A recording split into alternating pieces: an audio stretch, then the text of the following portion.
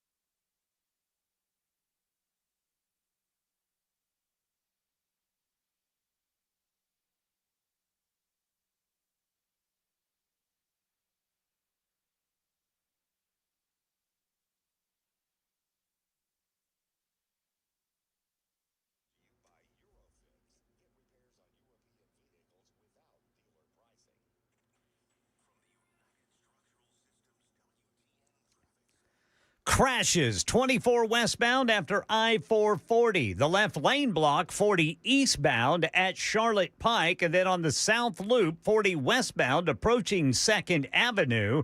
I'm Ken Weaver.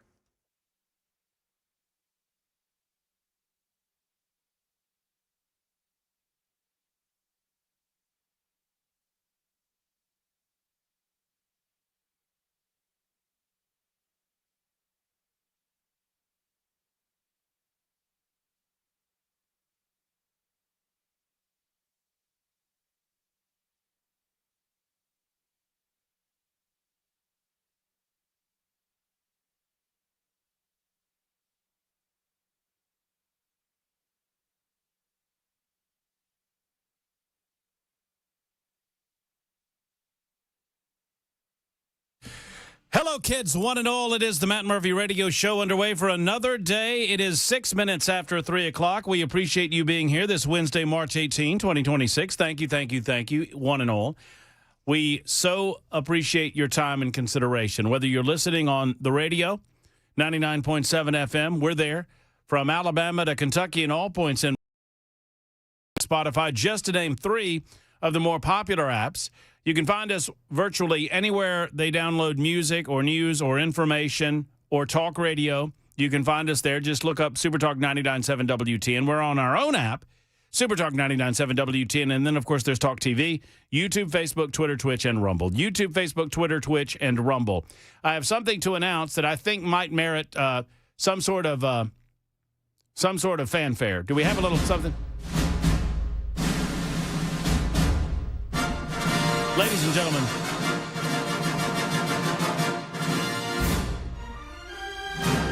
the time has come. The day is here. It is Jackson Williams' final day on the... No, I'm just kidding. That's a joke. You see what I did there? You see what I did there? Hey, it's our 1,000th show. What's up, Weaver? How's it going, buddy? How about you boys? What is happening with you? Congratulations, Brother No, Murphy. man, you're well beyond. I'm just the one counting. You know what I'm talking about? I mean, you've been here, what, 11 years? 11 years. I mean, my goodness gracious. You're probably in the 10,000s of shows. Been here a long He time. does 3 a day. You know? Yeah, and that's what I'm saying. Do 3 separate shows a day. That's pretty good. Jackson Williams, J. Willie, Y2J. He's behind the glass, making sure that everything that comes out of our speakers is as good as humanly possible. Hello. Hey, buddy. How about that mariachi band? That was awesome.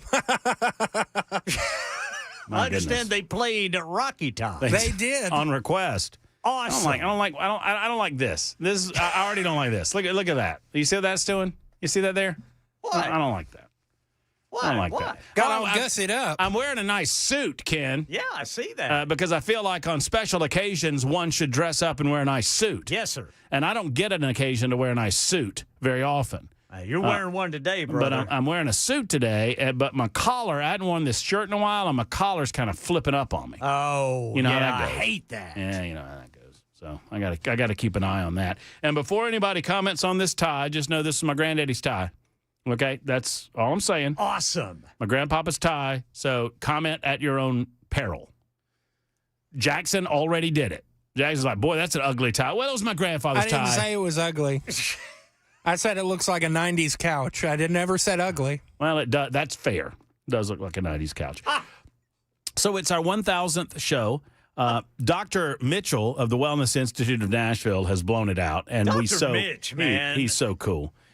Do you have your chalice, Ken? I've got my chalice. All I've right. got my Ozzy Osbourne keychain. If y'all are watching on Talk TV, you need to watch on Talk TV for a moment because if you are unable, go back and watch this, and you'll get this.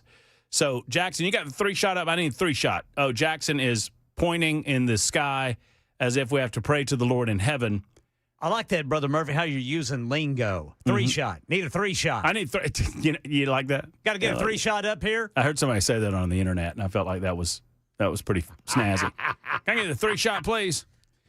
So on Talk TV, YouTube, Facebook, Twitter, Twitch, Rumble, you YouTube crazies, hello, nice to see you. Thank you for being out there. So I got all dressied up, and so you can watch that on the shot. Do you have the 3-shot now, Jackson? Okay, very good. 3-shot. So Ken Weaver's back in News Closet B. We call it that because it's about the size of a closet, and it has no window. No, sir. So Where's News Closet A? News Closet A is that's the big old newsroom That's the down big the hall. newsroom over here. Big old newsroom down the hall. That doesn't really exist. Okay. I feel like it's appropriate to call it News Closet B. That's kind of the way we get treated over here. Anyway, so Ken, hold up your chalice over there. Yes, sir. There. All right. And my Ozzy Osbourne keychain. Look at that thing. That's a good look, baby. I like that. Now, Jackson, there's Jackson's chalice. That's a nice look. That's pretty snazzy too. That coming from Dr. Mitchell, and then Brother Murphy. and then here's mine. There's mine. But you also got an awesome lunchbox. Hold on. Let's not move past. I like that little chalice. Guys, fellas, I want you to listen to me close. Yes, sir. It's not the size of the chalice that matters. No, sir. It's what you do with it. It's what you put in the It's what you chalice. drink in it. Yes, It's what you drink out of it. It's not the size of the chalice, Jackson. That's going to take you a long time to get through a half gallon of milk. Ew. Ew. Don't make it dirty. No, I did receive also a very lovely gift. Look at there. There's a Fall Guy thermos. Yes. How about that? Fall Guy thermos, an original, and it comes with the Fall Guy lunchbox. Oh, man. On one side of the Fall Guy lunchbox, there's Lee Majors himself. Yes, sir. Jumping out of a county chopper into the back of his truck. My goodness gracious, the danger. And then he's jumping off a building on one side, and there's the lovely Heather Locklear. And then on the that's that side. And on the other side, there's him getting out of a blazing inferno. And it says Fall Guy Stuntman. I'm a part of the Fall Guy Stuntman Association. Way to go, Brother Murphy. Did you get your membership card? It's official. Well, it's right here on the lunchbox, buddy. That's the unknown stuntman who made Eastwood such a star. So Matt's now a part of a club. Yeah. Well, an association. That and the AARP. You're funny. You're a funny guy. I'd put soup in that thermos every day and bring it for lunch. I'm going to put something. I'm going to put some liquid in it, and it's not going to be milk, and it's not going to be soup. Might be liquor. Not to put too fine a point on it. Thank you. Several on the super text line have noted that not the super text line, pardon me, the Heather Thomas. My apologies, Heather Thomas. What'd you say? I said Heather Locklear. I get them confused. Oh, yeah, I do too. I get them confused. Heather Thomas, not Heather Locklear. And frankly, I think Heather Thomas was more attractive than Heather Locklear. If I had to pick. Man, that was my favorite show. Dolly Parton was more attractive than either one of them. If I had to pick. Which I don't. So, do you like Fall Guy? You're a Fall Guy guy? I freaking loved the Fall Guy, man. Did y'all see the movie? I didn't see the movie. I didn't. Oh, you might get it this week. I didn't. Might be. I think I've picked your movie for the movie Mayhem. No, don't do Fall Guy. I heard that it's bad. It's fine. I never saw the TV show, though. See, I'm a guy that saw the TV show, and now you're going to do... I still want one of those trucks, boy. Man. Oh, from the Fall Guy? Oh, yes. Yes. Who didn't want one of those trucks? Golly. Man, those things had the big roll bar. And just badass. Yes. Just nothing else to say about it, but just an absolute badass truck. So, look, we're not going to relish over the 1,000th show for the entire process. We've actually got show to do. So I thank you. Y'all are very kind. So I just want to spend a second to tell you how much I appreciate the kindness and the warmth that I have been shown in the state of Tennessee since I came here in December of 2021. The circumstances by which I got here will never be forgotten, and we will always be saddened by them because it involves the passing of the great Phil Valentine. And obviously, after Phil passed, there were many people that desired to come to Nashville, and I was blessed to have a sit-down get-together with Dan Mandis. Dan Mandis was the program director of this radio station at the time, and obviously he still is host of Nashville's Morning News, and I'm honored to call him a good friend. And Dan picked me. And I know, obviously, it involved Charlie Cook, it involved Allison Warren and others, but were it not for Dan Mandis, I would not be here. And were it not for all of you, we would not have gotten to 1,000 shows. And, 1,000 shows in the grand scheme of things, in the grand arc of talk radio history, whatever, is not a lot. But every single one of them means a lot to me. I know that look, I remember... There was a time when I first got here, Jackson, my first show in Nashville on Super Talk 99.7 WTN. I did a couple of fill-in shows, but my first show as a host was December 13th of 2021. And I committed on that day. I said, I am not yelling. I actually said this. Y'all are going to laugh. Ken, this is truth. I know. I said, I'm not yelling at anyone about anything for 6 months. Because I know. How long that lasts? 6 minutes? No, I did it. No, it's because I know how I get, right? I know how I get. And I know I have a tendency to get a little yelly, and I have a tendency not to suffer fools gladly. And I said, I'm not yelling at anyone, not a politician, not a listener, nobody for 6 months. And I think I managed to do it. And since then, I have not stopped yelling for a single show. Anyway, so, but, and that was, I didn't want to yell at folks. And certainly I knew that I needed to learn the people in the radio station, and I wanted to get to know everybody. And y'all have been so kind. I knew Tennessee was as welcoming as its reputation. I did not know how wonderful a blessing it would be to get to know all of you folks. So all of that to say thank you so much. It has been a pleasure. It has been a wonder. I love you. I hope that we entertain you. I hope that we give you some sort of pleasure or information or knowledge or give you something to think about on the ride home. I hope that Jackson and Ken and I make you laugh a little bit with things like Nigglepoops in the news and all of those things. We hope that we please you, and that is what we are here to do. Sometimes we say things that aren't going to please you. Sometimes we give you information or we do news stories that are going to make you a little angry or whatever. But one way or the other, we hope that you enjoy it, and we hope to have many, many, many, many, many, many shows to come. Yes, sir. Yes. Mm-hmm. And with that said, we've got radio to do. So we had 2 hearings, simultaneous hearings going on earlier today. We've got to talk about those.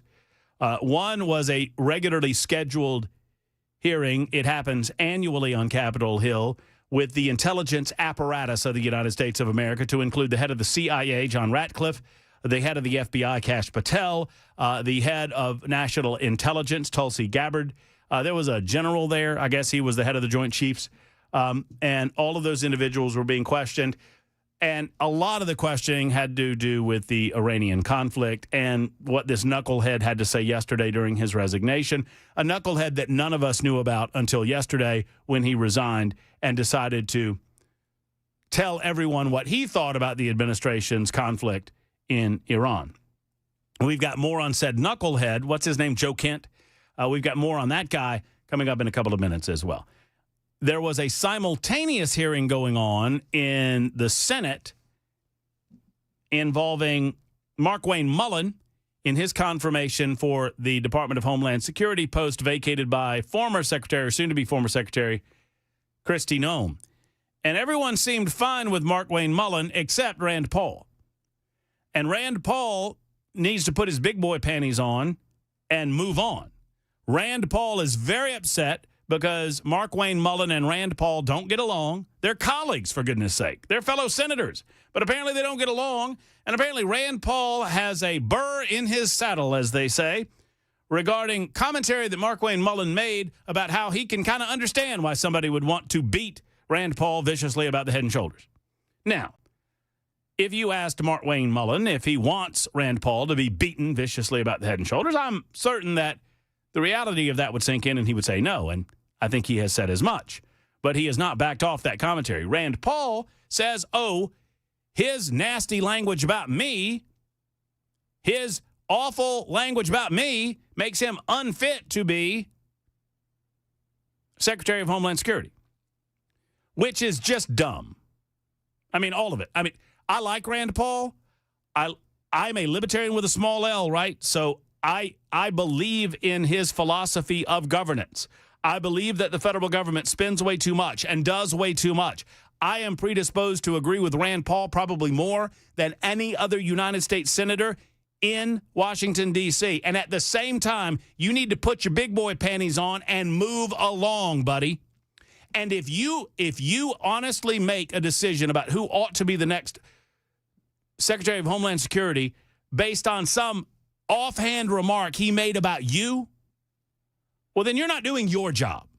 Now, you'll say, well, Matt, this goes to the character of the individual. Just shut up. Just shut it. Just grow a pair and move on.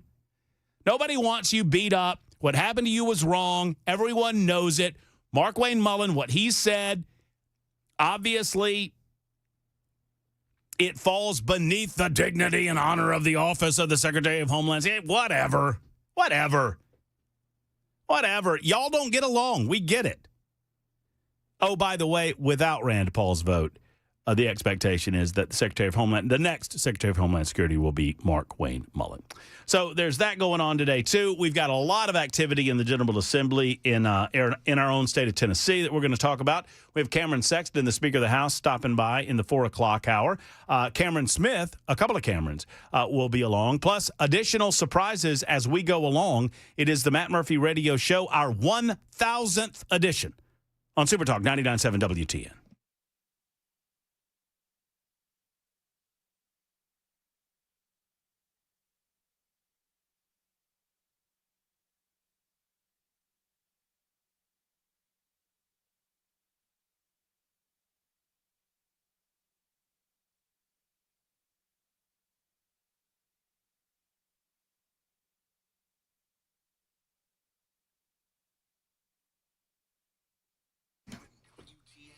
The uncontested leader when it comes to engagement rings in Middle Tennessee, fine jewelry in Middle Tennessee, is Genesis Diamonds, the leader for over 20 years. Genesis came in and disrupted old school jewelers by offering massive selections of hand-picked diamonds at ridiculously low prices. And year after year, they are voted the best jeweler in Nashville and the best place to buy an engagement ring. Nobody else even comes close. These days, Genesis owners are as committed as ever to staying ahead with an even larger selection of GIA-certified diamonds, a growing collection of exclusive designer rings, and the best selection of pre-owned Rolex watches in the state of Tennessee, possibly in the United States of America. Genesis Diamonds, they're located in Green Hills and Cool Springs. You can shop online at genesisdiamonds.com. This is an amazing store with incredible people, and you are invited to Genesis Diamonds. genesisdiamonds.com.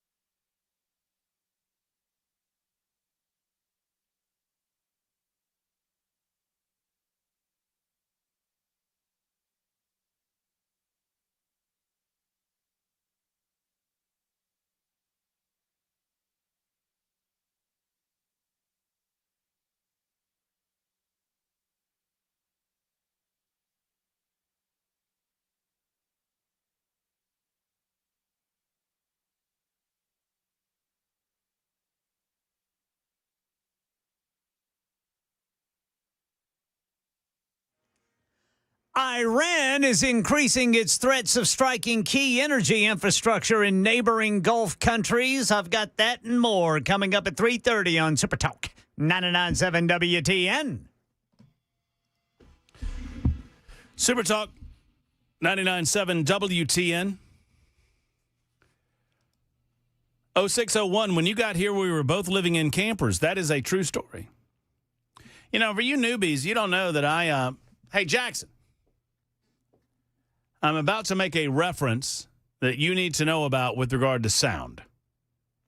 That is an official heads up. When I first got here, I did not live in a home. I lived in a camper in the Grand Old RV Resort, Convalescence Home in Bat Meat Market. In the ghetto. Thank you, Tommy. I did that for almost a year, better part of 11 months, before we landed in Mount Juliet in a rental property there, and then now we traded mounts. We went from Juliet to Pleasant. Man, oh boy, I looked for a joint in Goodlettsville. I absolutely loved living in Goodlettsville. I love that small town, that atmosphere. I dig it. Could not find something that was suitable to our needs, but we certainly found it in Mount Pleasant, and we have come to love Murray County the few months that we have been there. So thank you all for the very nice congratulations. Randy writes in and says, I remember the first time you yelled at somebody. It was that older woman in Franklin. What was her name? Is it Gabrielle Hansen? I think that's right. Yeah. She was a nut. She was an absolute nut job. And she was lying about, what was it? Y'all will remember. I can't remember. She was lying about something. And we called her out on it. And she claimed to have some sort of special information or special knowledge about something that happened. And she didn't. And it was just ridiculous. And thank goodness she's gone. But yeah, that was probably one of the first. I have invited Heidi Campbell repeatedly back on this radio show, Ken. She won't come. And didn't you kick her out? Technically, I don't feel like. I mean, y'all tell me. Senator Heidi Campbell was on the show, and she claimed that she had read the Education Scholarship Fund bill. I think that's right. She had read a bill, and I said, "No, you haven't. It hasn't been drafted yet." And she goes, "Yes, I have." And I said, "Heidi, I know how this works. They have a holder." Because they have to put bills, they have to file bills by a certain deadline. And sometimes they file bills and just put a placeholder in there so that they can write the language of the bill and then insert it into the bill after the fact. And that's what was going on. I said, you haven't read the bill. We know you haven't read the bill. Stop lying about it. And I'm not. And she said, I'm not going to sit here and be called a liar. And I said, well, then you can leave because you're lying. And if you're lying, I'm going to call you a liar. Now, I think that's fair. Liars ought to be called out for lying. And she knew she was lying. A lie is something that you say that you know not to be true at the time that you say it. So I called her out on that, and she decided to leave. So I don't know that I don't think you kicked her out. I don't think I kicked her out. I just told her, if you don't, I'm not going to sit. Well, you can leave. I mean, I offered her an alternative to sitting there and suffering through being called what she actually was, which was a liar. But other than that, we've gotten along with most. I mean, I get more hell for getting along with Freddie O'Connell than just about anybody. Yeah. Because we have him on the show, and I ask him questions, and, it is what it is. Yes, I invited, that's a good way of putting it, 9009. I invited Heidi Campbell to remove herself from the situation. It was an invitation. Well, To leave. yeah, I mean, sure. I didn't kick her out. I invited her to leave. I invited her to get the hell out of the studio. Well, Leave me alone. I just, I didn't want her to sit here and be uncomfortable. And frankly, I didn't want to have to walk her out. What was that break like? It didn't get nasty till so I'll peel the curtain back. It didn't get really nasty until the last segment. And I was kind of relieved that she got up and left because I didn't want to have to walk her out. Because I felt like that would be awkward. Since then, and I have nothing personally against Heidi Campbell. I just don't like politicians that lie to people. And so I'm going to call those people out. I don't have anything personal against any of these people, really. You really don't. I mean, Heidi's invited back on anytime she wants, Ken. Anytime she wants. She has chosen not to accept that invitation because she says I'm a bad person. That's what she has told several people. Did she say you're a bad person? Yes, she has told several people that I am not that I'm a bad person. Okay, well, I think you're a bad politician. Take that. So, take that. Let's be grown-ups about it.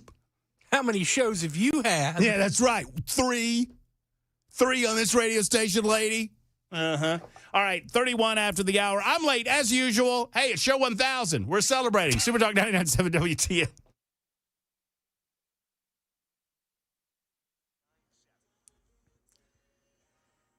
I'm Ken Weaver with your top stories. Full forecast and traffic in 5 minutes. Operation Epic Fury update. Iran increasing threats of striking key energy infrastructure in neighboring Gulf states after Israel targeted one of Iran's major gas fields. ABC's Patrick Revel reports from Doha, Qatar. In general, there is anger and frustration here in Qatar and in other Gulf countries with Israel for targeting this huge gas field in Iran today. Israel targeting the South Pars gas field, which is the largest in the world. It means now that Qatar and other Gulf countries will be bracing for potentially intensified attacks from Iran targeting their energy facilities. Federal Reserve Board has voted to keep interest rates where they are for now. Fed Chair Jerome Powell making the announcement today, saying the U.S. economy doing well despite uncertainties with where inflation will go as a result of high oil prices. And a tip leads to an ICE arrest in Nashville. A school official led ICE agents to arrest Luis Mesa Oliveira in Nashville. The Peruvian national had been convicted of multiple violent crimes, including kidnapping and arson. His daughter reported fearing for her mother's life after learning he had been released from prison early. ICE says they were not notified and says they took Mesa Oliveira into custody on March 14th. Listen to how an arrest in Oklahoma City went down. It all started when an officer tried to stop two people riding mini bikes at night without headlights. Both took off. The officer followed one rider to a dead end, then ditched his vehicle and started running. His body camera rolling as the officer then runs up to a civilian's car. Go, go, go, go, go. Drive. And like a scene out of a movie, he jumps onto the hood, directing the driver to drive. That way. After about 2 minutes, they catch up with the mini bike rider, the officer jumping from the hood to make the arrest. 2 mini bike riders facing criminal charges in that chase. That's the latest news. Traffic and weather next. I'm Ken Weaver, WTN News.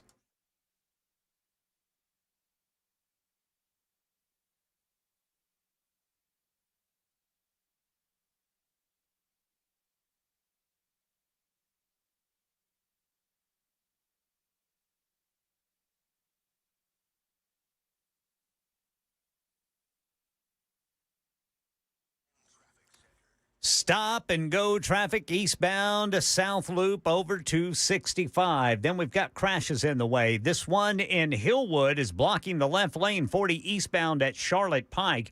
In Madison got a crash, 65 southbound after Old Hickory Boulevard. I'm Ken Weaver.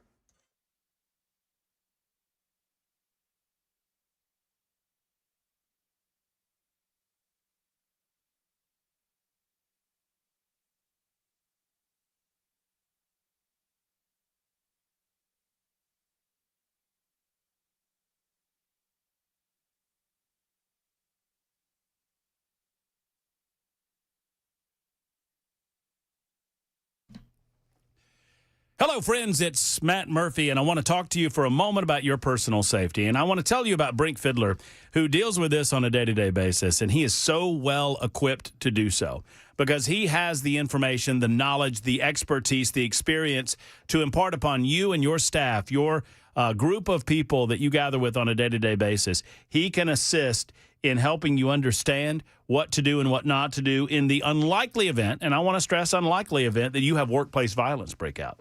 Workplace violence, active shooter response, site surveys, and threat assessments, they do it all at Defend Systems. They help make your workplace, your school, your church, your place where people gather a safer location for you, your employees, your staff, and your customers. That's what it's all about. And they customize it to your facility at your specification. 615-236-6484, 615-236-6484, or defensesystems.com. That's defensesystems.com.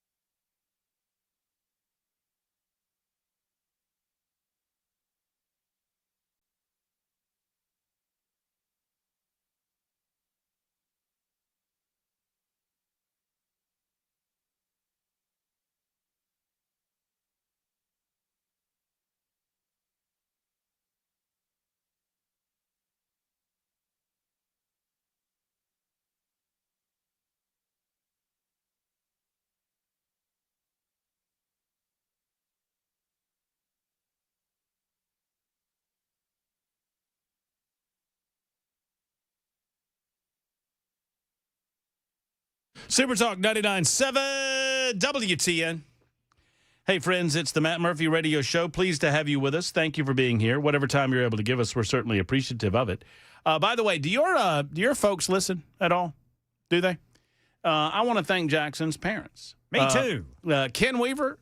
Yes, sir. That's a pretty cool shirt we got. It's a great shirt, and I appreciate it very much. Yes, to Mr. and Ms. Williams, thank you so much for the very kind gifts. They were down at the Floribama recently, and they brought us a celebration of America's 250th. Do it with us on the line.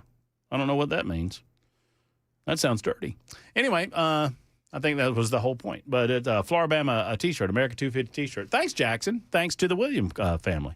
We appreciate y'all. I'm going to take mine off before I wrestle people down there, though. Yeah, that's I don't probably want to get it torn. You don't want to get it sandy. No, is the sandy thing, or torn. because it's right there on the beach. Right. And you don't want to get any mullet on it. No, sir. It can, if you go. There's lots of mullet down there. Go during the mullet toss, man. I tell you, you will absolutely love it. I just airdropped myself something, and now I can't find it. Okay. Wouldn't it be great if it was like $500,000? What? Is that what? Is that if that's what you airdropped yourself? That would have been nice, but it was actually just a photo, but I'm an old man, and I can't figure out how to do these things. Me either, man. Somebody one time said, how about if I Venmo you? I said, what? Well, I can Venmo. What's that? I can't. Hold on. I don't know how to do it. I can Venmo. I'm not that old, Ken. Dude, I am. I don't know how to do anything on social media. I am. Well, then that's not even social media. I'm pretty bad myself. All right, let me see if I can do this. Y'all stand by. Y'all talk amongst yourselves. Brother Jackson, who have the Volunteers drawn in the first round of the big NCAA tournament? We find out, I believe, tonight. Okay. We have either SMU or... Is it Texas? SMU or Miami of Ohio. Oh, okay. All right, I've texted myself. Thank you guys for filling in while I did that. I appreciate you very much. You know how it gets, Jackson, when you get old. You can only really do one task at one time. Actually, I don't. And you know what? With that attitude, you probably won't. Are you going to Homer Simpson strangle me? Oh, somebody asked me earlier while I was wearing a suit. I said I'm going to a funeral, Jackson Williams' funeral. He goes, "Oh no." I said, "No, he's not dead yet, but he will be." He will be. We're gonna have a dumpster side service. It's gonna be a long time from now. Yes, of course. All I request is that Ken Weaver plays the bagpipes. Brother Jackson, I won't be around for that. Well, if Matt kills me today, you will be. I mean, I would love to be around for that, but I don't think I will be. Like Jackson. As much as we would like to believe that we're going to outlive you, the possibility is, it's probably not so good. So people want to know if there was, in fact, a mariachi band. There was, in fact, a mariachi band. A real-life mariachi band. They were good. They were really good. They were solid. And it was a 1, 2, 3, 4, 5-piece. Yeah, 5-piece mariachi band. Was there 6? I thought it was 6. There was the lady playing the guitar and the fella playing the bass guitar and then the fella playing the trumpet and then the 2 violinists. I think I got them all. I think it's 6. What was the other instrument? Let me look at the picture. I'm going to look at the picture, too. Yes, look at the picture, Jackson, and in a moment, Jackson's going to say, "Murphy was right, Murphy was right, Murphy was right, Murphy was right." You ready yet? You were right. It was 5. Well, I know that. Anyway, yeah, they played some like traditional, what would we call that? Traditional mariachi music. Yes. And then they asked. We got sat down in the lobby area. We had a new salesperson, Ken. Aaron. Did you see Aaron walk in? Did you see what I said to him, Jackson? Aaron walks into the lobby and he's looking confused because there's a mariachi band in the middle of the office. Yeah, playing and very fairly confused. There are palm fronds that are being waved at Jackson. There's cheese trays. There's like non-alcoholic beverage rolling about. There's chalai. There's chalai. And there was a massage therapist, Ken, giving out massages. I'm not making any of this up. Ken, you missed a party downstairs. And Aaron, the new sales guy, walks in, and he's looking confused, and it's maybe the best line I've had in a while. I looked at him and said, We do this every day at 2:30. So they play the music, and then the lead guy, I guess he knows that I'm, I'm the host of the show or whatever. And he says, request? Do you have a request? And I said, yeah, I got a request. How about Rocky Top? And they started right up. And they Really? And no, he looked over at his buddies and he go, Rocky Top, Rocky Top, Rocky Top. And they cranked out some Rocky Top. And off they went. And it was pretty good, too. I should have gotten a recording of it to replace the one I have on the board. I am certain that AJ recorded Rocky Top. Certain of that.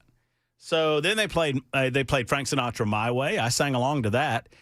Man, oh, man, Ken, if you and I had $1 for every old man my age that has stood at a karaoke bar at 1 o'clock in the morning in a suit singing My Way, we'd have a lot of money. We'd have a lot of money. That's right. And while I'm thinking about it, before we get away from it, if you are so inclined, and I don't know why you would, but if you want to tip back a cold one with us, at 7 o'clock tonight, we're going across the street to Tin Roof. Tin Roof. On Demumbrian. And so you're welcome to stop by. Jackson will be the guy in the suit. I'll be the guy with the hat turned backwards. So if that's for those backwards. That's a good one. That's for those of you angry. If anybody's angry at me, Jackson is the guy in the pullover, and no, Jackson's the guy in the suit. I'm the guy in the pullover with the backwards cap on. Fair. All right, Mike is first up in Mount Pleasant. What is up, Mike? Not a whole lot, but I was just not too far from your house. Well, I mean, it's there. Yeah. I had to take care of some business over by the courthouse. One thing, congratulations. Thank you, brother. We are so lucky to have you. And I really and truly believe that Bill Valentine would have loved you. Because of the simple fact, he didn't like politicians lying either. And whenever you called Heidi Klum out and told her, well, if you don't like this, you can leave. And that's what you said, that, if you don't like me calling you that, then don't say that. And you told her she could leave, and she got up and left. And I appreciated you calling her out on it. But, well, I mean, and look, I can be, I get accused of being too nice to some of these guys, and that's fine. That's understandable. That's all well and good. But, I just don't like the thing that gets me angrier than anything. It's not them being a Democrat or a Republican or whatever. It's not even disagreeing with. I'm fine with disagreement. America was born through disagreement. What I can't stand are politicians that think they're better than you and politicians that think you're dumb. And, a lot of them really do think that they're better than us. But the one thing that I really do love about you and Brother Ken and Jackson, y'all make me laugh. But not only that, you're not afraid to actually say anything about God. You don't hold back whenever there's been times that you have brought up that we need to be praying for our country and everything else. That's and the that truth. is absolutely right. And the other thing, you don't hide your emotion. Whenever you're aggravated about something, you show it just like I do. And for you to get my wife and Ken Weaver and Jackson to get my wife to listen to nincompoops because she cannot stand politics. But she will listen to the politics a few minutes before nincompoops and a little bit later until you announce the winners. That's that. Well, and I got told recently, Mike, by a senator's wife that I needed to be better about announcing those winners because she apparently was sitting in her automobile waiting on a winner announcement. By the way, y'all know who won. You know who won yesterday, right, Ken? Did you hear? No. No, sir. Hear ye, the king was crowned again. Oh, geez. Son of a biscuit eater. He's getting too good, and it's no good. I sent you one that would have won, that you would win with. Mike, and you hadn't used it yet. Are you the one that said, well, some of these, and I appreciate them, y'all, and y'all, I'm not looking gift horses in the mouth, But some of y'all, when y'all send me this stuff, I vet it, and it's fake news. My dad sent me one. Hey, the one that I sent you about a place in Tennessee about the mayor, that was actually true because my daughter lives there. I think that one had already. All right, I need to that go. hasn't been done yet. All right, I need to go back. Well, send it to me. I need one today, Mike. Send me one right now. I will send it to you as soon as we got off phone. And God bless y'all. Y'all bless you too, brother. Going home. Bless you too, brother. Right, listen, I don't. With regard to one's faith, I mean, I love the Lord, Yes, our sir. God. We are not. I don't. I try not to pretend that I know more about that, and I know this is going to make some people laugh. And that's fine. I try not to talk about those things that I don't know. I don't pretend to know about theology and faith as much as many people, and I fall very, very short, and I admit that. I am not a very religious person. I am a spiritual person. I'm not a religious person in the sense that I don't go to church very much. I admit that. I need to go more. I admit that because I have some. I mean, I'm not trying to get into this big discussion right now, but I'm just referring to what Mike was saying. I have some issues with certain organized religions. I'll be honest with you. I am, but I believe in the Lord Almighty, and I believe in Jesus Christ. Yes, sir. And I think well, and that maybe that I hope that's good enough. I'll put it that way. Hope that's good enough. Vicky is next. Hey, Vicky, how are you? I'm wonderful. How are you? I'm just fabulous. Congratulations on 1,000. Well, thank you, Vicky. That's very sweet of I you. have enjoyed you from the very first day you came on the air. Well, that's great. That's awesome. And I just left the Wellness Institute of Nashville. I just finished my package, and I was disappointed that I didn't get to see Dr. Mitchell, but I suppose he is there to see you all today. And I told him that I would personally thank you for sending me over the edge, and y'all's personal testimonies, especially yours, made me bite the bullet and go see him, and I am so happy that I did. Well, I'm glad you went too. Was it so? It was good for you? It has been wonderful. That's great. It has. My quality of life has so greatly improved.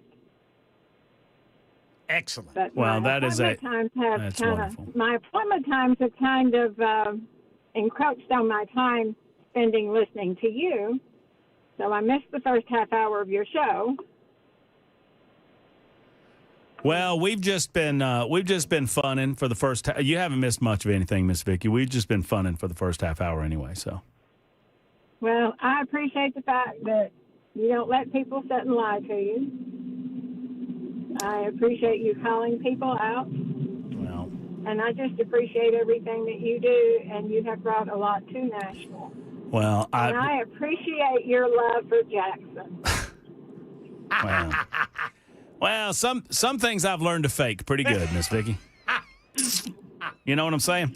Hey, Vicky, thank you so much. Yeah, you love Jackson. Oh, you know, let's Jackson. not. Oh, we're Miss Vicky, we're breaking up. Look at there. Oh, that's unfortunate.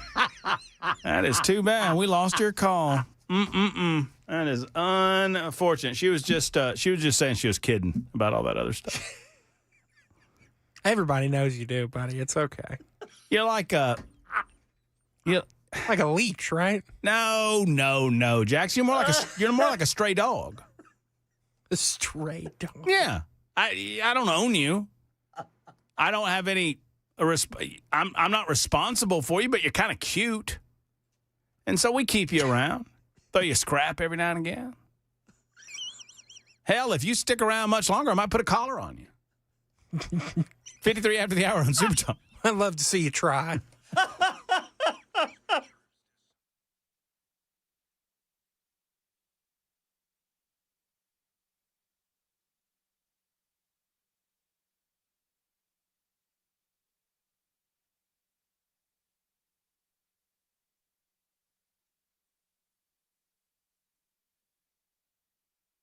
Listen, I so appreciate all of our listeners, and I so appreciate all of the sponsors of the Matt Murphy Show. I mean, these folks are truly the reason that we're able to do what we do for the number of shows we've been able to do it. People like Contours LLC. Keith, Stephanie, and the rest of the crew. Look, I love these guys. They're great members of our community. They're fine sponsors of the Matt Murphy Show and beyond. But besides that, they're great at what they do, and they can help you. Guys, if you've not taken me up on this, call Contours LLC. Talk to one of the gang over there, Stephanie or Keith or anybody that answers the phone will be able to get you a scheduled appointment ready to go. And these results are going to be instantaneous. Now, I've told you, the Belly Buster package is $99. That is to get you through that door and to make sure that you understand exactly what you're getting. Now, if they don't perform, you don't pay anything. Now, this is the way that it ought to be, right? They say if you go into Contours LLC and you don't lose through ultra slim body contouring 2 inches on your midsection, it's free. No cost to you. Now, they know that you will. And that $99 Belly Buster package is an incentive to get you through the door to find out more about what they do. If you're worried about your love handles, if you're worried about your thighs, if you're worried about your belly, if you're worried about your chin, wherever it is that you're worried about when spring becomes summer and you're wearing less clothes, maybe going to the beach, it's time to get with Contours LLC right now. ContoursLLC.com or call for an appointment today. 615-236-9960. 615-236-9960 for Contours.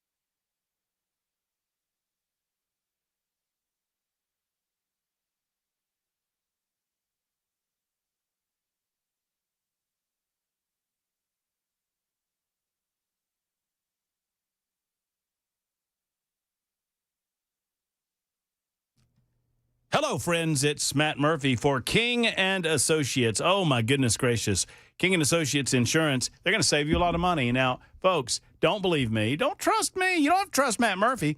When was the last time your insurance company shopped around? They do that at King & Associates. They're not bound by one insurance company or another. They shop the entire marketplace to find the best home and auto coverage at the best possible rates. No two families are the same, and your insurance shouldn't be either. If you've added a teen driver or dropped one, if something has changed in your coverage, now maybe is a great time to get a coverage review to see if you're paying too much. I'm paying now over $300 less than I was paying on automobile insurance. Thank you to King & Associates Insurance. The right coverage at the right price. Give them a call at 615-321-8121, 615-321-8121, or visit that's the letter T, kinginsurance.com. King & Associates Insurance, where smart money shops.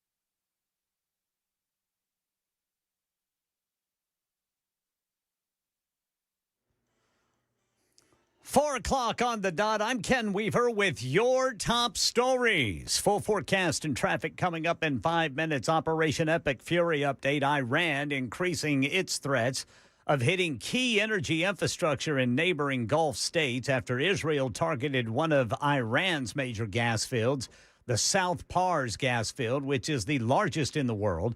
It means now that Qatar and other Gulf countries are going to be bracing for potentially intensified attacks from Iran targeting their energy facilities. And here in this country, the Federal Reserve left interest rates unchanged at a range between 3.5% and 3.75%. It comes as higher oil prices due to the war in Iran threatens higher inflation, as we hear from Elizabeth Schultz. We have seen as recently as a couple of hours ago, President Trump call on the Fed to cut interest rates. That is obviously not what the Fed is doing here. This is the second meeting of the year. They also kept rates on hold back in January. The Fed is really at a point where they're trying to understand the path forward for the economy. The oil price shock, the spike in gas prices and energy prices that we've seen in the past couple of weeks complicates that outlook. Here in Nashville, relief could be coming for homeowners who followed the city's advice during the ice storm. Metro Council members weighing a proposal to credit customers about $25 on their water bills. It's a response to the Drip Your Faucets guidance issued during January's deep freeze. Council expected to revisit the measure at its next meeting in early April. President Trump's nominee to lead the Department of Homeland Security, Oklahoma Republican Senator Markwayne Mullin, appears to have run up against opposition from the GOP chairman of the Senate Homeland Security Committee.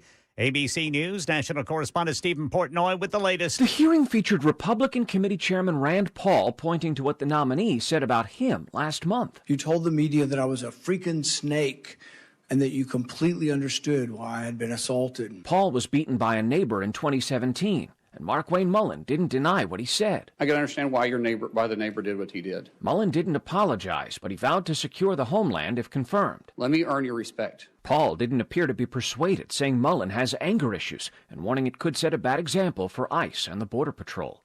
Stephen Portnoy, ABC News, Washington. Amazon rolling out a new feature for both Prime and non-Prime members. For an extra fee, Amazon says it can deliver critical items faster. E-commerce giant Amazon says you can now order certain items for delivery within 1 hour or 3 hours. Thousands of products available across Amazon hubs nationwide, including over-the-counter medications, household essentials, and even some food products. The added option features eligible items on the same-day shopping webpage. The faster delivery service, though, will cost you. Amazon Prime members will pay an extra $9.99. Non-members, $19.99 for the service. Michelle Franzen, ABC News. That's the latest news, traffic and weather next. I'm Ken Weaver, WTN News.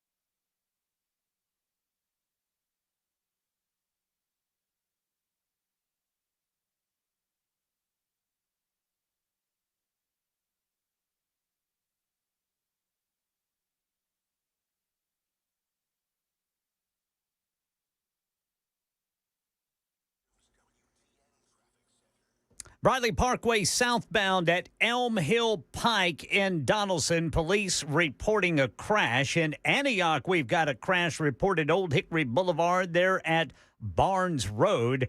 And then Bell Road at Benzing Road. Harding Place just west of Trousdale Drive. I'm Ken Weaver.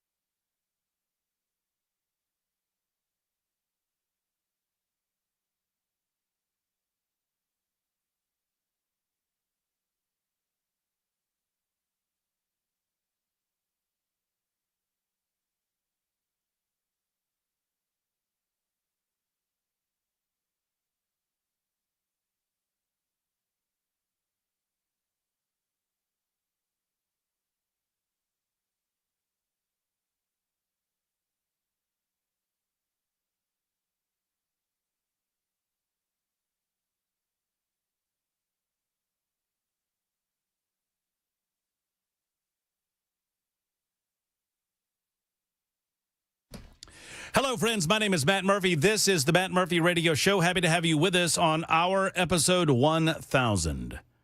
1000 shows. We started December 13, 2021, from noon until 3 every day. And we graduated upon the retirement of the great Brian Wilson to Afternoon Drive. We're proud to be here. We're thankful to be here. I am honored to be in the seat and pale in comparison to names and voices like Brian Wilson, like the great and late Phil Valentine, amongst others. But I appreciate the fact that you indulge us on a day-to-day basis. I know the reason that most of you are here for Ken Weaver and Jackson Williams, and I am just an unfortunate residual, but I'll take it. I will absolutely 100%. I mean, no, somebody on the Super Text line said, I'm just here for Williams. And I said, well, thank you, Mother Williams, is what I said. I don't know if that's true or not, but that's what I said, because I assumed that was your mama.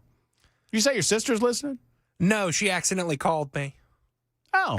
She was walking her dog. Accident. I was talking to her the whole time during the break. We were just having a chat. You got the old butt dial? I did get the old butt dial from my sister. And we were in a break, so I had a minute to stop and chat with her. You ever do the old butt dial and then you have somebody play you the audio of the butt dial? Yes. Nothing more embarrassing. I mean, it's like, my God. All right, one, you're swishing. You can hear because it's in your pocket typically. But then you're saying, I mean, at least for me, I'm saying some of the most nonsensical garbage you could possibly imagine. Just absolutely. Look, I don't have a lot of vices anymore. I stopped smoking a long time ago. I don't smoke the ganja. I don't smoke not anymore. Not currently. Is that fair? Not fair? This second. Yeah, not right now. Now I'll pop a gummy. You mean a goomy? I mean, thank you. That was a good show too. The old goomy. That was a great show. That fella, I forget his name. What was his name? I forget. He's a senator. Or Senator Richard Biggs. There you go, Weaver. Richard Biggs. He said he didn't like those goomies. You gotta be careful of those goomies. They'll get you. They'll get you. What? Is that Goomies? Yes, that's goomies, not gummies. Goomies. Yeah, I don't have a lot of vices, but I curse a lot, and so yeah. What? A lot of fiddlesticksing. Yeah, I do a lot of fiddlesticks. Son of biscuit eaters. Yeah. Son of a biscuit eater. My grandpa cursed a lot when I was a kid. Pa would just lay it down. And, and I would go, so I started when I was 11 years old. I would go work with him. And I've told this story in the past. It was 11 before I became 12. We shopped at Kmart, and I got husky jeans, and the kids picked on me about my huskies. And so, or maybe it was Rustlers, one way or the other. It was a crappy off-brand blue jean. I had huskies. Yeah, I mean, and, there's not a lot over that. It's hard to overcome. No, tough skin. I had tough skin. Oh, tough skins. I laid awake at night thinking about tough skins. Yes, sir. Dreaming about tough skins. But I remember I asked my grandmother if I could have Levi's. And, of course, Levi's were expensive. And so my grandmother told my grandfather, well, I think he wants Levi blue jeans for school this year. And so my grandfather's response was the next morning at 6:30, I got woken up. And he was like, come on, we're going to work. And I was like, okay. And we went to work, and I, learned to hand him wrenches, and I was more of a hassle than he needed. I mean, I was not a help during the first months. I was a pain in the butt. But at the end of the week, he handed me $10. Nice. And he said, you save up your money, you'll be able to afford those blue jeans you want. Yes, sir. Because, you either get what you get or you earn money to get what you want. Yes, sir. Life lesson, right? And so I got to buy my blue jeans. But that's how I started working with Pa. Well, Pa did not curse around my grandmother very much. Every once in a while, he'd lay one down. But, boy, when we were working and we were around the fellas, and he was working on a particularly difficult engine or part on a machine, he would throw it down, brother. You learn new ways to swear? My grandfather was of the opinion that if you dog cussed to that thing enough, it would work. Yeah. Well, I noticed, as I started getting older, so they attended church. When my mother got sick, we didn't go to church, and we started going to church after my mother came out of her brain surgery, and Mama and I did. And then my grandparents started going back to church, too. And so we went to Second Baptist Church. And as my grandfather got into church a little bit more, and he got a little bit older, I'm talking, I'm 17, 18, 19 at this point. I go off to college. I come back, and I noticed it. I asked my grandmother, I said, Pa's not cussing as much. And my grandmother said, I'll never forget it. She said, yeah, he's gotten old. Now he's just trying to get into heaven. And I was like, ma'am, she said he thinks one or two less curses going to get him into heaven. I told him he's going to have to do a lot more than that. But he did. He replaced, he said hammer a lot. Oh, Hannah. Would do that one a lot. Which one's that one replacing? A lot of them. Who knows? Who knows?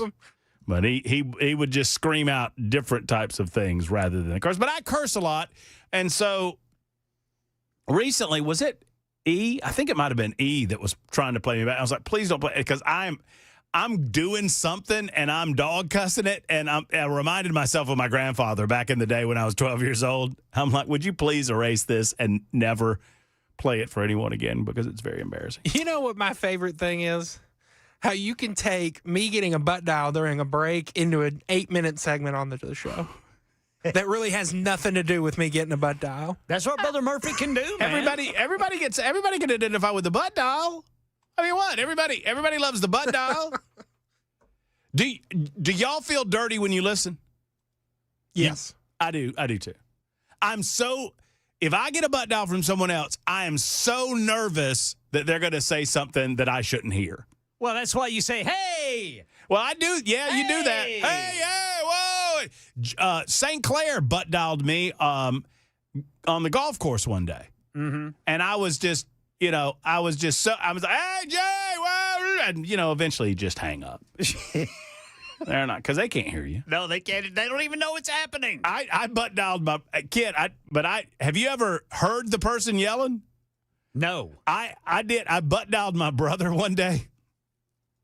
And it was Brian. I butt down Brian, and I'm just doing my thing. I'm not even talking. I'm just doing something in the yard or whatever. And my phone's in my back pocket, and I suddenly hear my phone talking. I pick it up and hey. He goes, dude, I've been on the phone screaming at you for 2.5 minutes. So, well, this is weird. Yeah. How's it going? Then you start thinking, what did I say? I know. What was I talking about? Because I just, if I'm on the receiving end, I'm worried and obsessed with the idea of them, they just randomly start talking about me. Yeah. That's stupid. Or Matt you Murphy. hear something that you hope you wish you didn't. Was that a zipper? Get off the phone! Get off the phone! That was a zipper. I'm hearing pants go down. Anyway, you talked to your sister? She good? Yeah. Okay. Just walking her dog. This is a story about your sister. Right? Yeah, that's where this started. That's where it started. I think that we've got Cameron Sexton on the phone now, so just to alert you. I know that I've got others on the line. Steve Antle is one of them. What is up, Steve? How are you, brother? Matt, I tell you what, you and your team are just a jewel. There's not been any appointment radio shows for me in my life except for Rush Limbaugh, Phil Valentine, and y'all.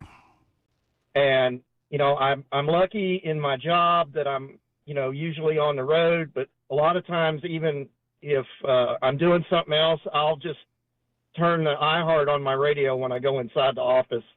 And I find myself just laughing hysterically at least 2 or 3 times a show. But I wanted to tell you how thankful we are for your show, for your team, for Jackson, for Ken, and even for Bell when he was on the midday show, for all of the stuff that you have done for us over here in Western North Carolina. And I can still remember October 2nd was the day that I called you the first time. And I was just in despair that day. Like it was just overwhelming. And I was like, who do I know that I could reach out to? And you were on the radio. I was listening to you, and I'm like, I pulled over at the spot up on the mountain there where we had the cell service, and I said, I'm going to reach out to Matt. And that started a process that you will never know how many people y'all impacted. Well, it was our pleasure. It was our pleasure. For those that don't know, Steve was our contact point in North Carolina in the aftermath of Hurricane Helene. And you were such a wonderful resource, Steve, because you gave us direction, right? There were so many people, I don't take any credit for this. There were just people in Middle Tennessee that wanted to do something and had no idea what to do, what was needed, what was most important. And you gave us that direction and that focus, and I can't thank you enough for doing that. Well, I just... And you busted, and by the way, besides, Steve also was busting it for, 14 hours a day or more. Besides what he did for us on the radio, he was busting his hump every single day trying to help folks. And that's, Steve, I don't mean to get in front of you, but I'm going to say those types of things are why I do what we do. We complain a lot about government. We complain a lot about politicians. We talk about issues. We talk about the direction of the country and how it's going to hell in a handbasket, and that's all fine.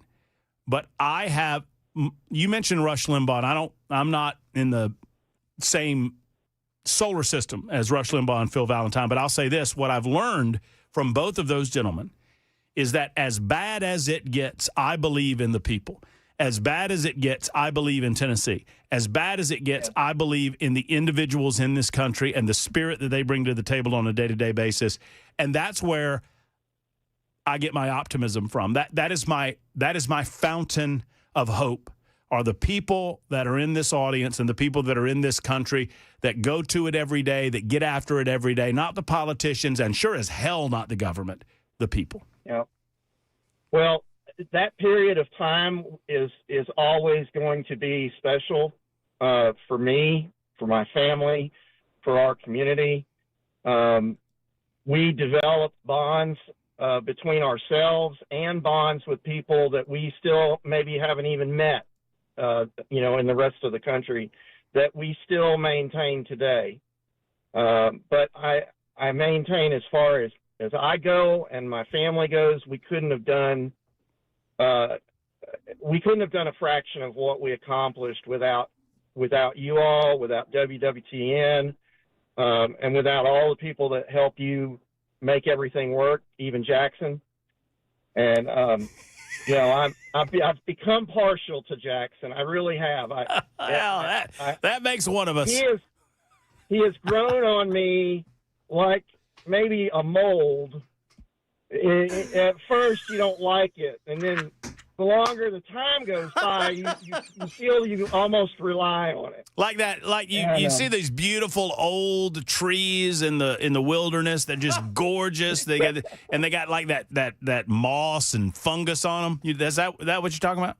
Yeah. That's so sweet. That's a nice thing that Steve just said. I want to also brag. I don't want to take up too much more of your time, but I want to brag on Kim Weaver. He's just a constant source of. I don't live in Tennessee anymore, but I have so many people there, and I listen for his news, and I know it's reliable. When you all do the storms, like the other night when the storms came through Mount Pleasant, and which brings me to the last thing I want to say. You and I really need to do – I need to do a call-in segment where you and I just talk about Mount Pleasant, because – of all the places that you ended up in the very same small town that I lived in for over 10 years. Interesting. And we know so many of the same people and the places, like when you're talking about lightning and, there's so many people out there. And I know you remember Charlie Ray Howell. Oh, yeah.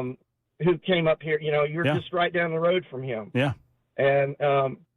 My ex-girlfriend's family, she grew up on your street, like just below your house.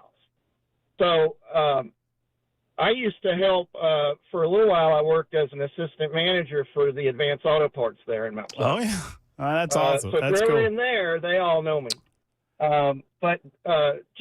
We need to do a Mount Pleasant episode. I need to know. I need to know where some of the bones are buried over there in Mount Pleasant. Before I need to know I need to know all the good and the bad before I become the mayor. You know what I mean? The joke is they're all in Arrow Lake, out Aramont Road. Steve, God bless you, brother. There's a whole story just about that place. So. Well, we love you and we appreciate you, man. And I so appreciate you'll always be in my heart for what you did for North Carolina and for the victims of Hurricane Helene. You know how much we think of you, brother. All right, love you. All Congratulations. Right, thanks, buddy. We appreciate you. And you are 100% correct about both Jackson Williams and Ken Weaver. Jackson Williams is a fungus, and Ken Weaver is the rarest of all broadcasters because he's real, he's honorable, he's faithful to his task, and he is good at what he does. Well, thank you, sir. Joke's on you. Fungus is like the least offensive thing I've been called this week. Cameron Sexton's coming up next on Super Talk 99.7 WTN.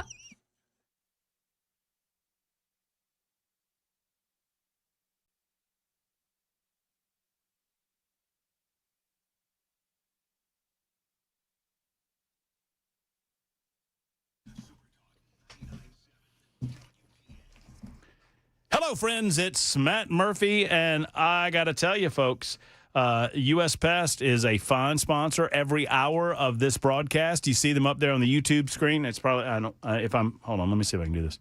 I got a point. You probably can't see it because of the because we're in the commercial break. But you see that during the breaks, it's U.S. Pest. That's what it says. We love those guys. They're great sponsors, but even better, they're great at pest control. If you have worries about this spring coming into summer, if you're worried about your current pest control options, if you don't have pest control right now, my goodness gracious, get J.K. and Erica Brister and give them a call. Somebody will answer the phone, and I don't know if it'll be J.K. or Erica, but whoever does, they will be qualified to help you out. Free termite and pest inspection with no obligation. Look, they're not coming out to try to pressure you to do something. They're coming out to tell you what's going on with your home. And they want to help eliminate infestation, eliminate the spiders and the ticks and the fire ants and the termites and the roaches and the silverfish and the stink bugs and the ants and the ladybugs and all the rest from your home. You don't have to worry about it again. The bugs want what you have. They want it they want the cool in the summer. They want the heat in the winter, and they want your food. Eliminate this with U.S. Pest, plus foundation and crawl space service available too. Go to uspest.com, that's uspest.com, or give them a call at 590-1260, 590-1260.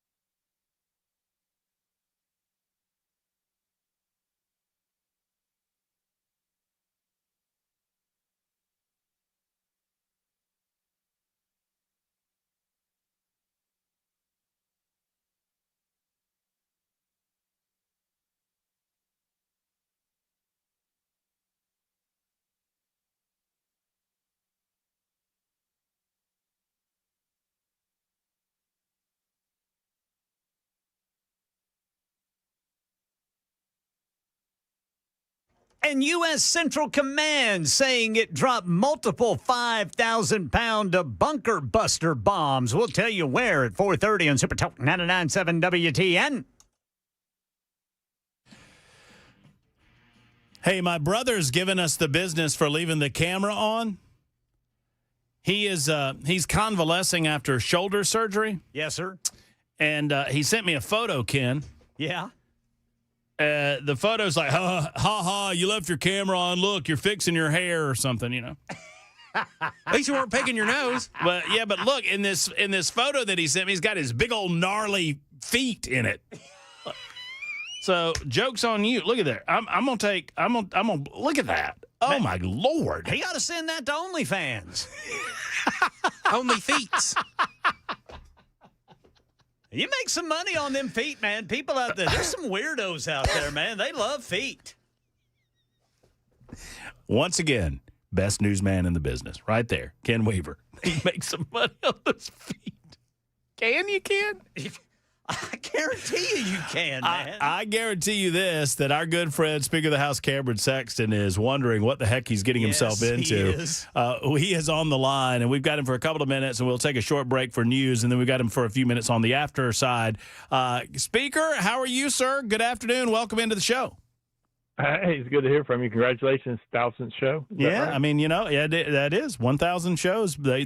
I have managed not to get fired for that length of time, which is, more than I can say for some of your colleagues in the House of Representatives. But enough about that. So, man, y'all have had a week, right? I mean, it's been kind of I mean, this is crazier than usual, is it not?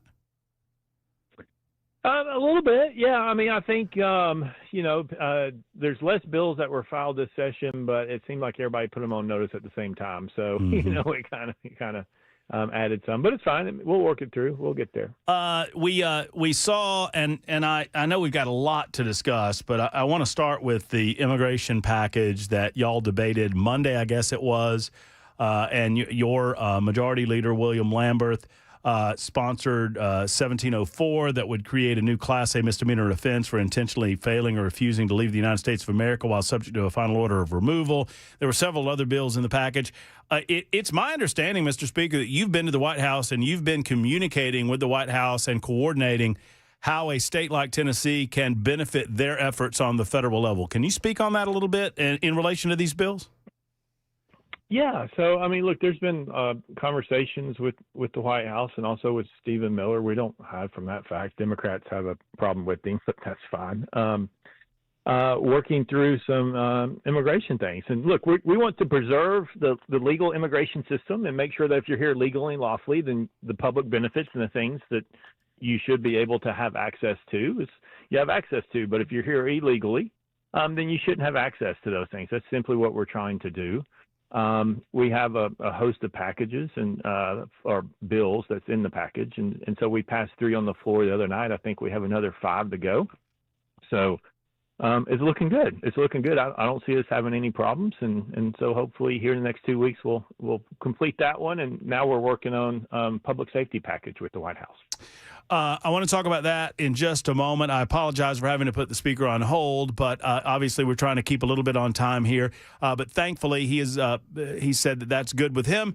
So we're going to put him on hold, get to the news, and we'll get back to the Speaker of the House, Cameron Sexton. We'll ask about ESF, CVS, DCS, amongst other things, on Super Talk 99.7 WTN.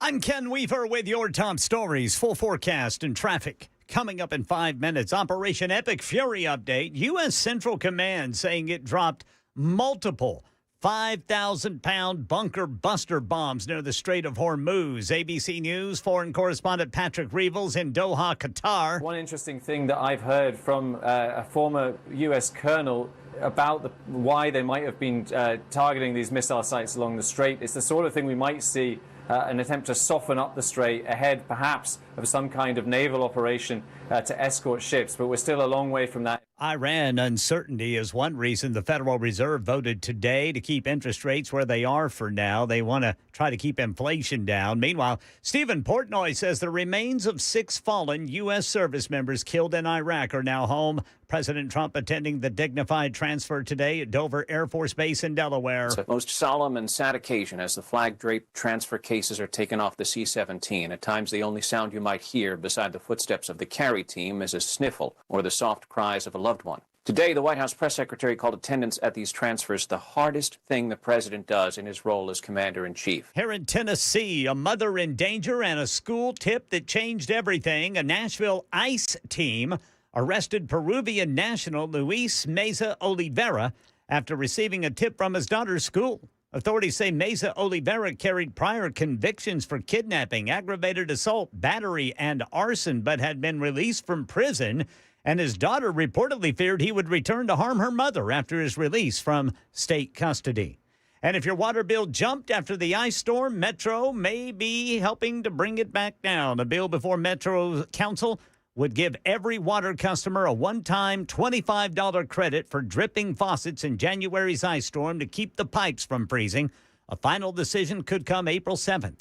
That's the latest news. Traffic and weather next. I'm Ken Weaver, WTN News.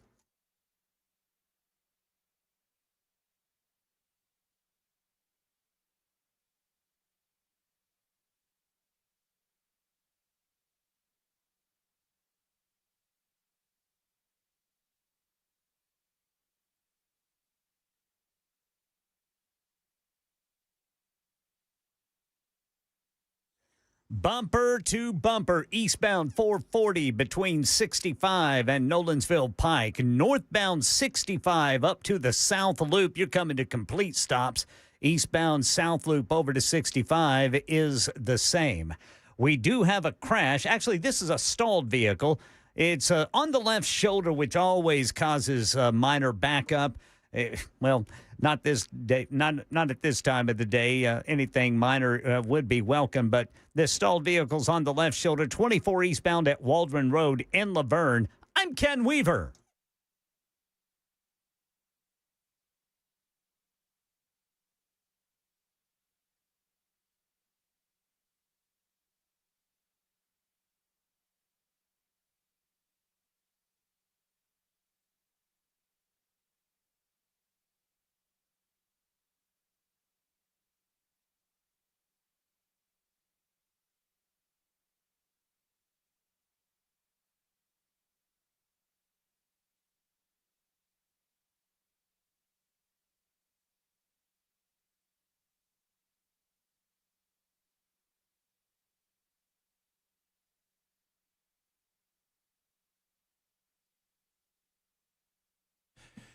Hello, friends. My name is Matt Murphy, and I love Grace Point Healthcare and how they do their business. We call them modern medicine delivered the old-fashioned way. That means they have the most modern techniques.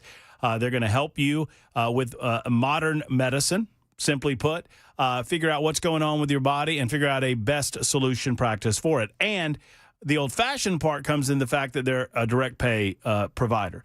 That a primary care provider in a direct pay format, that means you file with your insurance company for reimbursement after the fact. That keeps their prices low. They have the Smart Care Plan, which is available to you, $99 a month for adults, $79 a month for the kids. And, oh, by the way, you can pay this out of your HSA, so you're not paying out of pocket, and you get unlimited office visits plus free basic labs and diagnostics. Friends, if you've got allergies galore, and I know I do, you need to get to Grace Point. They can help identify those allergies and figure out what's going on with you. Plus, as temperatures go up, most social engagements do too. And if you're thinking about Botox, get with the trusted advisors from Grace Point. They can help you with that as well. Plus, for the month of March, if you mention B12 or Matt Murphy, you'll get a free B12 injection on your first new patient visit.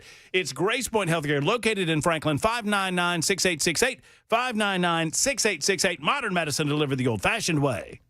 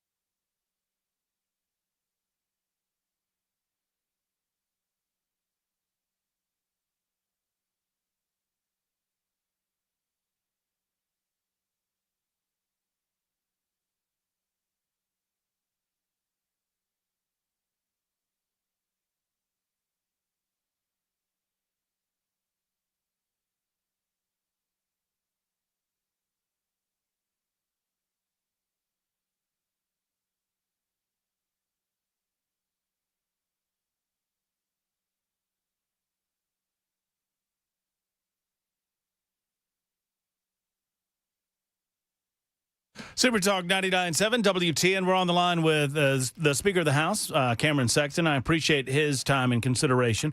I appreciate everything that's going on in the General Assembly today.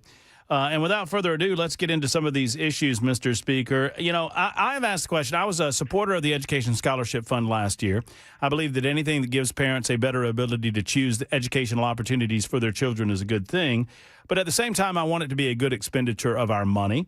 And I've asked the question of some, and look, I'm not asking this question in any accusatory fashion. I'm just genuinely curious why we would want to double this before we get a complete data set in as to how the first year has gone. What's your answer? Well, look, I think what happened last year was we put the number of scholarships out to try to decide what the demand would be, and that demand was strong, but we couldn't meet the demand, right, which was 20,000. Also, we came back this year was after the application deadline with another strong demand, and so the governor put in 40,000. And look, as you go along with this, there's going to be the data is going to come back. You still got to wait for the TCAP. This would just get it into the next academic year. If you wait this year, technically you're going to be 2 to 3 years after this before you can do it again to have this opportunity. And so trying to meet the demand that is out there for families who would like to have this opportunity. What we do know with this next round of people, if we do expand it to add the additional, there's 5,000 right now in the budget. He added another 15,000 for a total of 20,000 this year.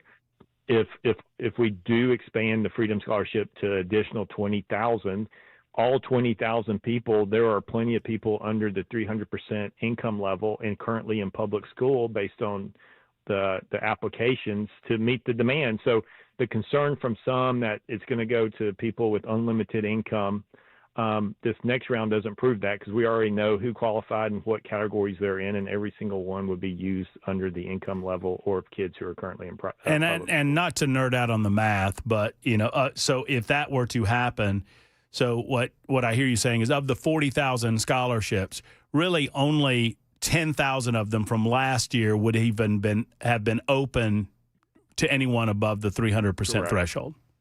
That's right. Okay, Yep. That's fair. What are we doing? I have just in the last several days started a dive on PBMs. And the whole subject is skeevy, honestly. I mean, this whole tier system, and I mean, there's like 5, entities involved in this: the patient, the doctor, the insurance company, the pharmacy, and this PBM, the pharmacy benefit manager. And it feels oftentimes like the patient is the least important of this process, at least as the money flows. What are we trying to do on the PBM front? Yeah, well, I mean, I would follow that up. I think the way the system works in healthcare is not only the patient, it's the providers are the least important people because, you have the insurance companies that dictate to the physician if they're in or out of network, what they, how much they reimburse them for. You have, it's called vertical integration. And so if you're looking at the company CVS, who is spending millions of dollars in the state of Tennessee to oppose this bill, they own Aetna, which is an insurance company. They own CVS Caremark, which is their PBM. They own CVS, which is their pharmacy, and they own CVS mini clinics. They have 100% total vertical integration in their system. And so they dictate at the provider level and the patient level on who you can see. The PBMs dictate what can be prescribed. And then what they do at the PBM is they reimburse their own pharmacies hundreds to thousands of % higher than they do to your independent pharmacies out there that you are trying to survive. Can I ask you why? I don't mean to interrupt you. Why don't we just stop that?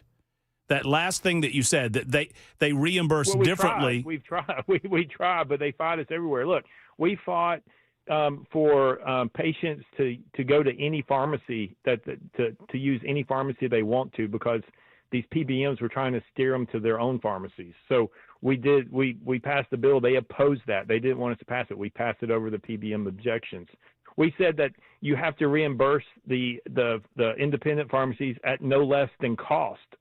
And they fought that. They were underpaying them by a tremendous amount of money and millions. And then if they want to appeal, there's a process to appeal. I'll get into that data here in a second.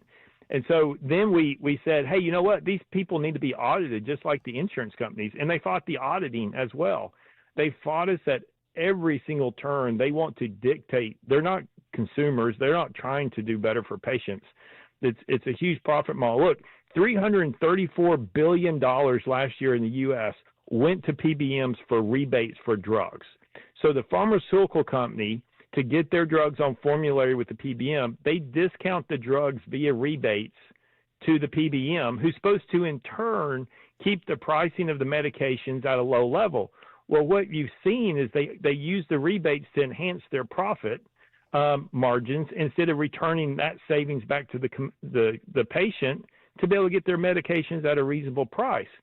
In Oklahoma, they got fined $32 million because they cheated the state out of CVS Caremark out of $32 million.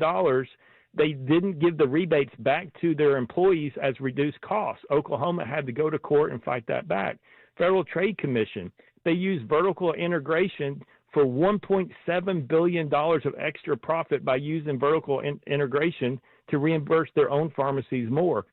Every time you try to do something, they will circumvent it. Even when we did our audit and we said you can no longer do spread pricing, they have been violating the state law for the last 3 years on spread pricing in the audit, even though we say that they can't. When they have the appeal process, they do 28% of the times they deny due process to the pharmacy trying to get adequate reimbursement. So what we're saying in Tennessee is, look, if you want to own a PBM, own a PBM. If you want to own a pharmacy, own a pharmacy. You just can't do both. And unfortunately, CVS Caremark wants to own the PBM, and they don't want to own the pharmacy. Hasn't this approach been challenged, and hasn't it been defeated in other states? No, it hasn't been defeated. I mean, it's currently in the. I mean, it was. I mean, I think it's at the appellate level, right? Yeah, it's in court in the state lost at the trial level. If I'm not mistaken. It's possible, but courts will see things differently. You see that every day. Well, but I'm just wondering: is this the path of least resistance? Is this the best, most conservative way, the least intrusive way, from a free market perspective, to accomplish the goal? And I hear you. What the goal is to get best results for the consumers and to have fair practices for local pharmacies as well as these pharmacies that own these PBMs. I'm hearing you. I feel you. But do you believe that this is, based on what you've just said, the only path forward? It's not a free market. It's not a free market. So if you were in a true free market, that's a conversation. But you don't have a free market approach when they have a monopoly aspect through vertical integration. It's actually the Federal Trade Commission has come in for antitrust violations. Louisiana has come in for antitrust violations through vertical integration. If it was a free market, that wouldn't be a problem, but that's not what this is. And at every turn, any reform to help the patient, the PBMs have been opposed to it. Every single one that helps the patients. And so this is one approach. And I will tell you, is they say that they're going to put they won't keep their pharmacies, but they're spending over $3 million of advertising on TV. The fact is it's hard to have a pharmacy in the state, but your profit margins, your PBM. And are you comfortable that those pharmacies will not shut down? I don't know if they will or will not, but what I can tell you is there's a lot of Walgreens, there's Eckerd's, there's Rite Aids, there's independent pharmacies that would love to take on that business in that regard. Look, we have more pharmacy students coming out of pharmacy schools in our state than we've ever had. We have people who want to open up independent pharmacies and make a living. In Crossville, we have 4 different independent pharmacists that are fighting to survive. There's more than plenty of room if CVS decides that they want to close. There's pharmacies closing right now in our states who are independent, but we're turning a blind eye because the CVS Caremark and the PBMs are driving them out of business, and that's okay that they're driving them out of business, apparently to some out there. But when you try to create a level, equal playing field, and they still will not do it, you have to make the tough decision. And the tough decision is we want to protect the patient's right, give them the lowest cost drugs. PBMs haven't decreased drug costs. They have not. They're a bigger issue. the public opinion of PBMs is worse than insurance companies. Do we have to have PBM? I'm studying this issue. I think I'm a relatively smart guy. I can't figure out what they do. I mean, they work. What do they do? They work with the drug companies to get rebates to try to keep drug costs low, because the rebates allow them to get the drugs cheaper than another. Why can't the pharmacies themselves do that? That's the way it used to be back in the day. Look, if you go back and look, I mean, there's a lot of people that say you got to get rid of the insurance companies. Insurance companies have driven up healthcare costs. I agree. They have. They haven't saved it. If you go back, go ask your physician and say, hey, how much would this cost if I just come in and pay cash? You're probably going to be a lot happier. They're going to be a lot happier. When you're in a physician's office, ask them how many people they have in their billing department instead of patient care. They have more people in their billing department than seeing patients. That's a problem because insurance has driven it. I would ask any of your listener, stop in to any independent pharmacy in your hometown or you pass and ask them about the issues with the PBM. There was one that came to testify in committee and laid out the exact thing about why PBMs are an issue and how it's affecting him. And we clipped it. I'll send it to you, Matt, so you can see it. A great conversation. And he's like, and for me to testify here, they're probably going to come after me. They claw back money. Well, you've been accused, and just in the interest of disclosure and just in the interest of fairness, I mean, you've been accused of a conflict of interest because of a family relationship with pharmaceuticals, right? That's what they say, but there's no conflict because there's no interest in the retail marketplace. So I think we need to have further conversation about this. I appreciate the information and I appreciate the passion and the position. I'm studying it. I'm loath to agree that more government interference in this marketplace is going to solve the problem when government interference largely caused the problem. Government interference has largely caused most of the problems that exist in healthcare. And so I'm concerned, and maybe I'm wrong, and I can be proven wrong. I mean, I'm not even taking a position on it. So I'm very thankful for your position on it, just for the education of the audience. Real quick, DCS. What can we expect, if anything, from the General Assembly on DCS? I mean, especially considering this latest report that just did not look good. No, it's awful. You know, and DCS has a bill before the committee system, that detentions and stuff. And if that thing even passes, which I'm not sure it will, it's going to be heavily amended to even have to do something. Look, DCS is an issue. You talk to everybody, there's an issue. The only people that don't seem like there's an issue are those who are inside a department in Nashville somewhere. I've talked to a lot of DCS workers across the state, and they're as frustrated as anybody. You have foster families just frustrated. You still have kids who are sleeping in offices. You have kids who aren't going to school.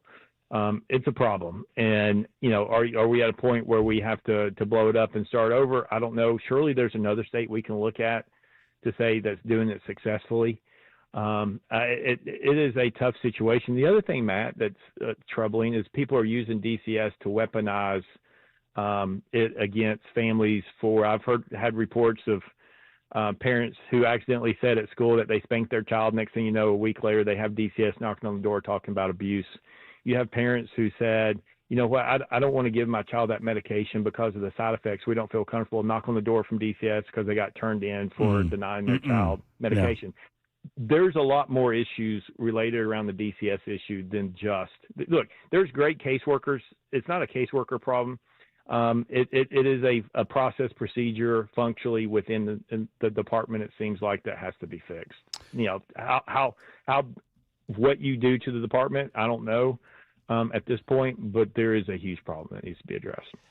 Finally, are we going to see movement? Obviously, there was a court ruling against the wording of the constitutional language regarding our right to bear arms in the state of Tennessee. Are we going to see some movement on constitutional carry this session? Well, we have constitutional carry for a handgun. Are you talking about a long gun? I'm talking about this affirmative defense that you're not carrying for. Okay, yeah. Well, yeah, that's the intent to go armed. Yes, yeah, the whole intent. Yeah, yes. So if it's intent to go armed, look, it's written backwards, and I think we can all agree it's written backwards, which means it says that you don't have the right to go armed unless you meet these conditions. What it should be is you have the right to go armed unless you have these, right? Right. So the intent should be you have the ability, not that you don't have it unless this. It's backwards. We do need to flip it. There's a couple bills out there trying our best to get it to try to get it worked out. We're hopeful that we can, but we think the statute is written backwards, which then makes like what is right to the intent to go armed mean and so forth. But we're working through it. I'm hopeful that we can get there. I'm not sure it's. I mean, it seems like. I mean, it doesn't seem like that's a very difficult lift to me. I mean, but I don't do because when you're flipping it, like they say that domestic spouse, domestic violence is one issue where you can't go armed if you've had that, right? If you have certain other things like drunk driving. So there are things you have to work through to say, do they need to stay in? Do they not? That's usually where the questions come in. Okay. Because some people want all those exceptions gone. They think that if you are been charged with the DUI in the past, that you have every right to continue to carry if you are intent to go armed. If you have domestic violence in your history. And so others say, well, no, that's not right. That should stay in the statute. That's usually where the argument. So the arguments happen as to what should disallow you from your constitutional rights versus what should. Well, not constitutional right, but the intent to go armed. And so your constitutional right is I think we all agree that if you commit a felony, you don't have a right to own a gun, right? That's there, and that's in statute. I haven't heard anybody say anything any different to that. So most people will say that if you're a felon, then you don't have that ability. Now, if you get that removed and so forth, you have that capability. So there are people who say there are limitations to that, but you don't want to infringe on everybody, but you don't want it upside down either, if that makes sense. It does. We'll have to leave it there. I'd love to continue the conversation. You're always a fountain of knowledge and a fountain of information when you come on, Mr. Speaker. We appreciate your time today. I could think of no better guest. Well, maybe Dolly Parton, but no other better guest. Yeah, that would be better. Than you on our 1000th show. Thank you. All right, thank you. All right, take care. There's Cameron Sexton. A lot to dissect there. I could go on and on. I don't understand why it's so difficult, but, I mean, I don't do what he does. So I'm not trying to disrespect him when I say that. I do not understand what's so difficult about flipping it because it needs to be flipped, and you need to have affirmative rights per our Constitution of the United States of America. But I'll leave it at that and let you decide. 615-737-9986, very late, Super Talk 99.7 WTN.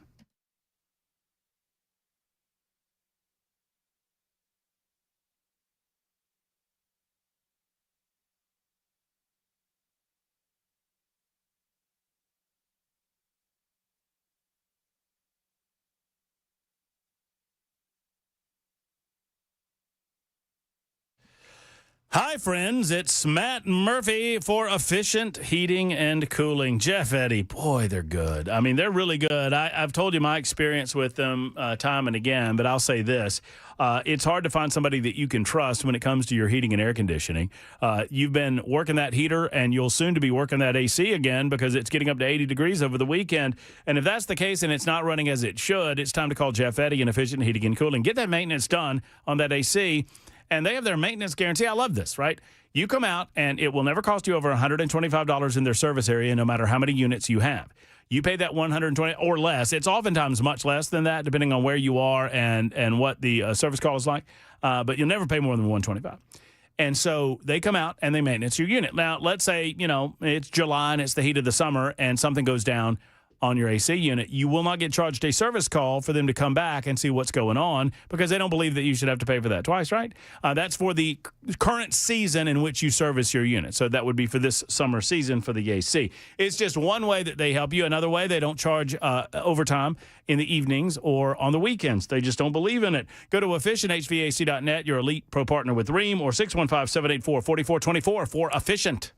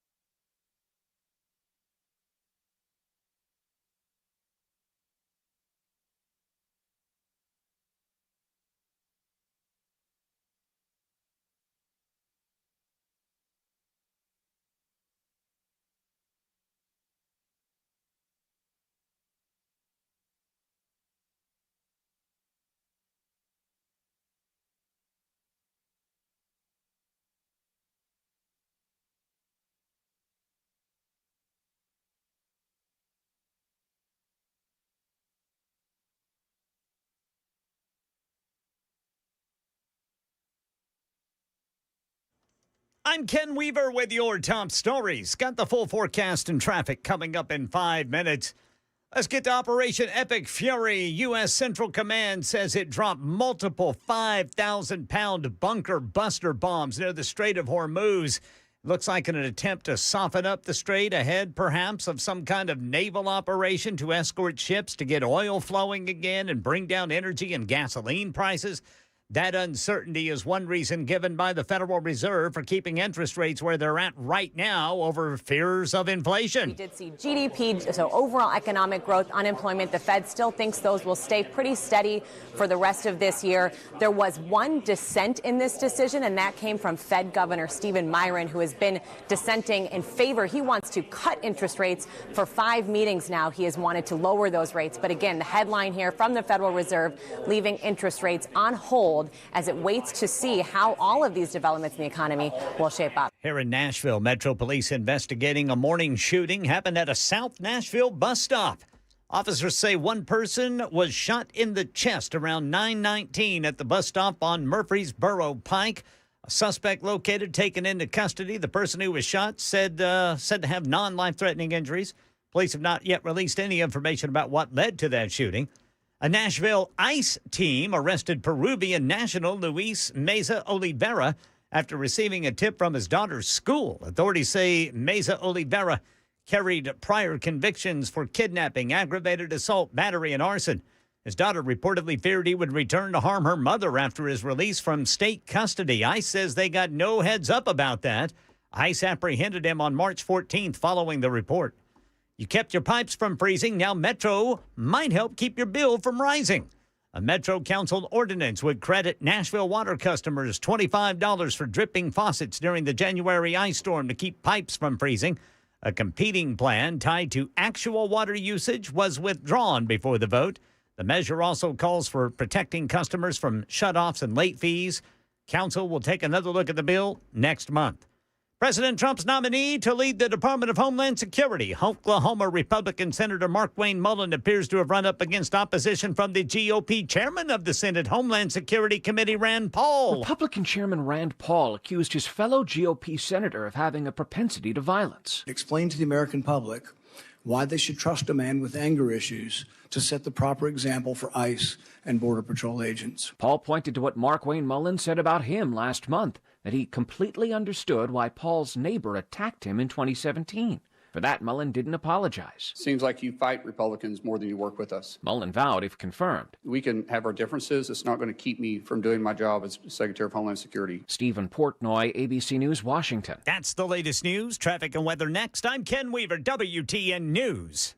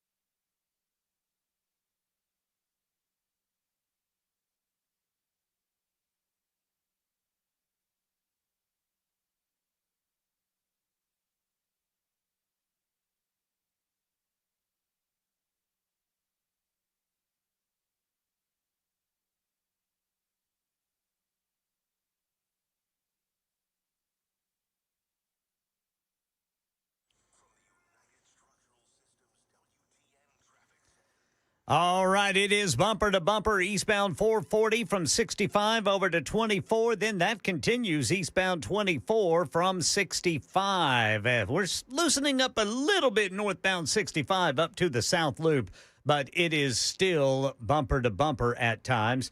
Looks like we've got a crash over by Vanderbilt, 21st Avenue North at West End. Then Old Hickory Boulevard west of Pitts Avenue. Thompson Lane west of Mashburn Lane. I'm Ken Weaver.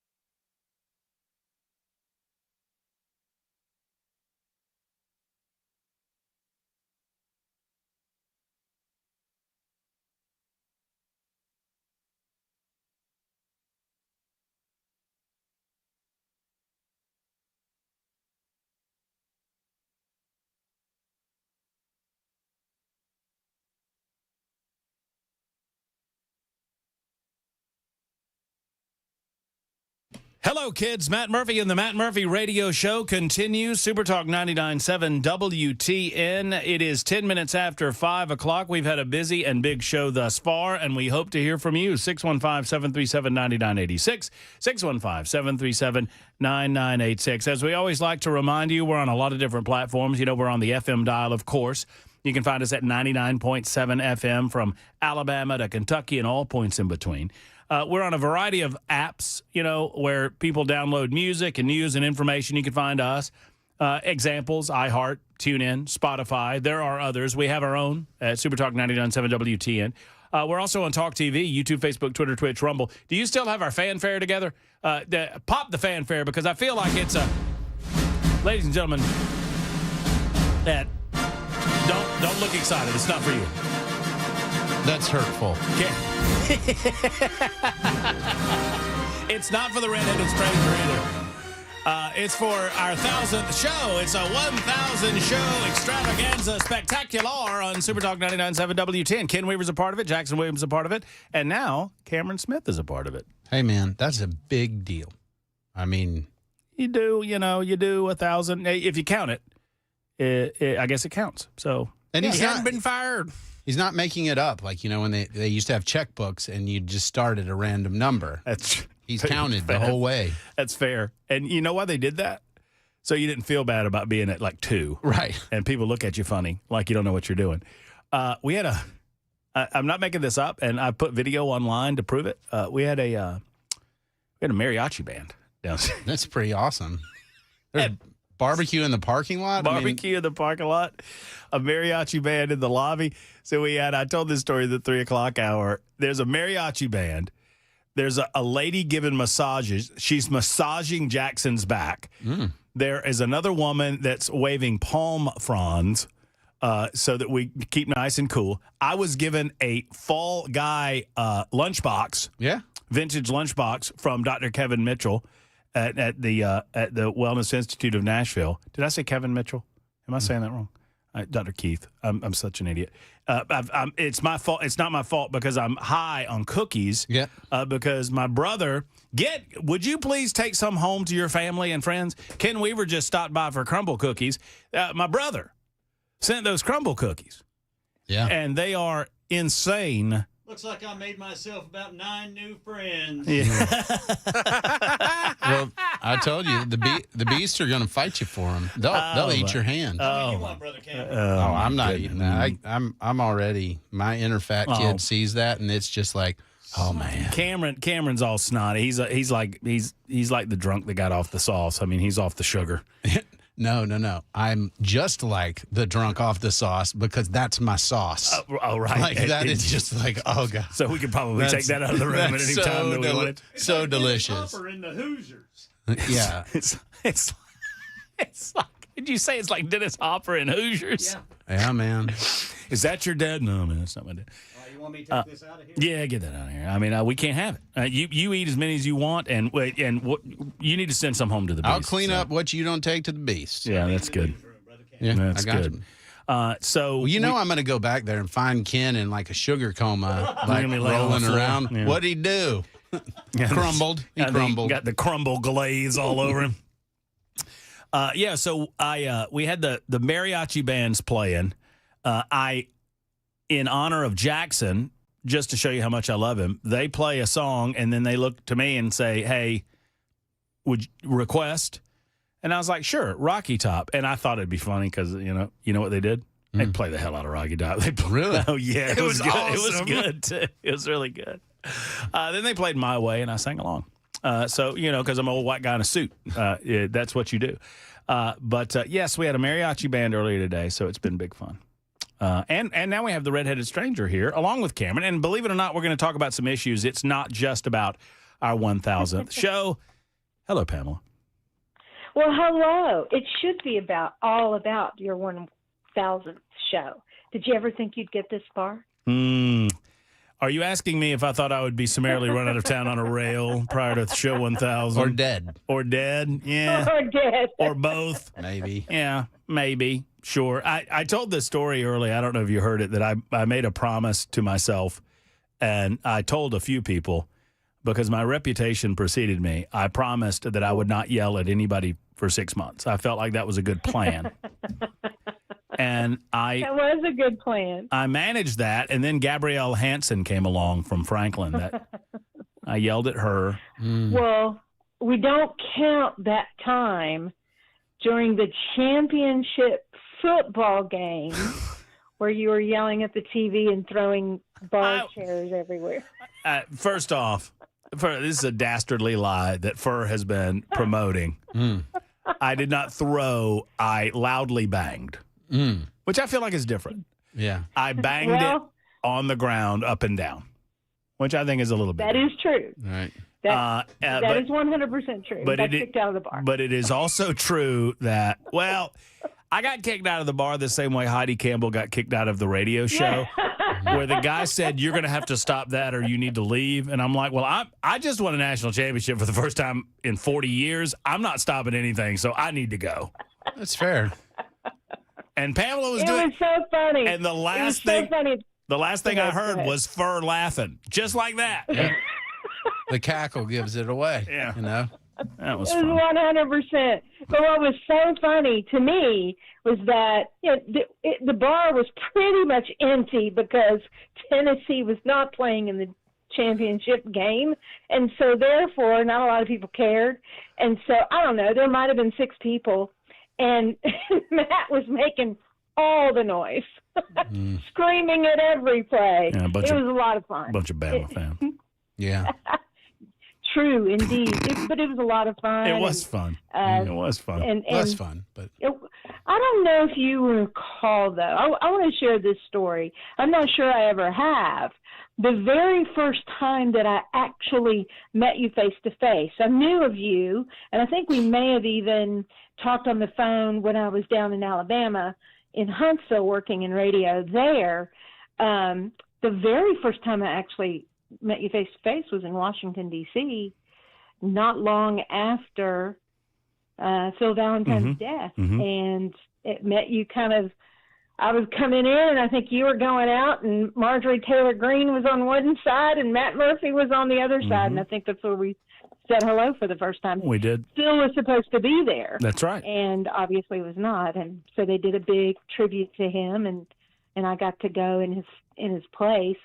And that's where I met you face to face for the first time. And I did not know you were applying for the job. Well, and you and I remember speaking on the rooftop there at the Federation for American Immigration Reform event, Hold Their Feet to the Fire. And yes, I remember that. And yeah, I didn't realize that was the first time we met face to face. I knew we had talked on the phone plenty, but obviously you worked in Huntsville, and so that's we knew of each other. And then a mutual friend of ours, I knew had applied for the job because he kept saying, "Hey, can you put in a good word for me? Hey, can you?" And he was up there too, but I'm not sure I knew you had applied. So it was cool to actually meet you in that setting and meet your wife. I met Erica for the first time there as well. Hey, have I told you the story about me and Mandis and meeting at the Starbucks? Yes. And So- and the lie you told? Yeah, lying to Mandis. Yes, you have, and I think it's fantastic. So for those who have not heard the story, it's a great story. So, Philip passed away, and obviously Nashville is an incredible place, and this is an incredible radio station, and I'm certain that Dan, as program director at the time, and he's not now, we've got new suit, Paul Mason, but Dan, as PD at the time, was getting inundated, and so it's a weird time because there's mourning going. Everyone's mourning the loss of Phil Valentine, but at the same time, you have to replace, or not replace, but you have to fill the slot with somebody. And and so I contacted Dan. I was PD in Birmingham of the radio station down there, and I contacted Dan and said, hey, if there's anything you need from me, let me know. And he said, okay. And then I went further, and I followed up by saying, I would like an opportunity to talk with you about the job. And he said, well, can you do that? And I said, yeah, I've talked to the folks down here, and it's all fine. And I said, as a matter of fact, I'm going to be in Nashville visiting friends this coming weekend and would love to be able to sit down with you if you have the ability. And this is like on a Monday or Tuesday. And I didn't hear anything back for a couple of days, and I thought, well, that didn't work. And I heard back from Dan on Thursday. Like Thursday afternoon, he wrote back and said, hey, did you say you were in town this weekend visiting somebody? And I said, yeah, I'm visiting friends this weekend, 100%. And he goes, well, let's get together Saturday morning. And I said, okay. And then I got off the phone and I told Erica, well, I got to book a hotel room in Nashville, Tennessee, because I got to go up to Nashville now. And so find some friends. I got to find friends. And so I come up, and it just so happened that I booked a hotel in the Best Western across the street from the radio station, completely by coincidence. And so I go, that's funny. I show up at the Starbucks out what I consider the middle of nowhere, which was really Old Hickory. And Dan showed up 30 minutes late. He told me later that he had Dan Gria's the night before, but that's not the point of this story. So, and we talked, and we ended up talking for like 2.5 hours, and it was fabulous. I filled in a couple of days the following week, and they offered me the job. So flash forward months later, where Dan, months later, we're in a gathering of people, and he was kind enough to say, he said, I didn't need to hear you on the radio. I knew that I was going to hire you that day that we talked at Starbucks. And I said, really? And he goes, yeah, I felt a connection. And I said, well, I thought that it was really, really important that we meet face to face too. I feel like that can always create that connection. And oh, by the way, there's something I need to tell you about that visit. And he was like, what? I said, Dan, I've only lied to you once in my life. And he said, what? And I said, Dan, I don't have any friends in Nashville. And he goes, and he stopped and went, I knew it. I knew you were lying. I told Amy you were lying. I said, but here's the point, Dan. If I told you I was driving up just to meet you, would you have met with me? He goes, no, probably not. I was like, well, there you go. Worked out. So. See, worked out to everyone's benefit. Well, I certainly hope so. Well, Jackson might disagree, but I have a list of politicians who might very much disagree, but they deserve it. True on that. Well, congratulations, my friend, and glad that you're here, and I guess we'll see you later this evening. I hope to see you later. Yes, ma'am. Yep. All right. See you. Bye. By the way, if you're not familiar, we said this. We're going over to Tin Roof later, so if y'all want to come, you're welcome. Cameron, coming? Cameron, you're welcome. It is my oldest beast's birthday. Oh, well, so I got to go hang out with him. But would you please take him several crumble cookies and tell him that Uncle Matt was thinking of him and wanted him to have no joke. You're going to love this. I saw 2 of the Lucky Charms cookies. Uh-huh. My oldest loves Lucky Charms to the point that my wife, for his birthday, got 5 boxes of Lucky Charms and hid them around our house. And so the idea that there are cookies that have Lucky Charms on them, it's Note to Weaver, save one of the Lucky Charms cookies. Oh, he left him with me. Note to Jackson, no Lucky Charms cookies. Weaver's back there in the sugar coma like a bear rolling around. It's Yeah. We'll Wake up, sugar Weaver. hibernate. All right, we'll get back to a few content-oriented subjects like Epic Fury. Kevin wants to talk about that. Stephen wants to talk about the SAVE Act. Dave wants to talk about Caremark. And we're talking about all of it with our good friend and buddy, Cameron Smith, who's here on these Wednesdays with us. It is Super Talk 99.7 WTN, Show 1000.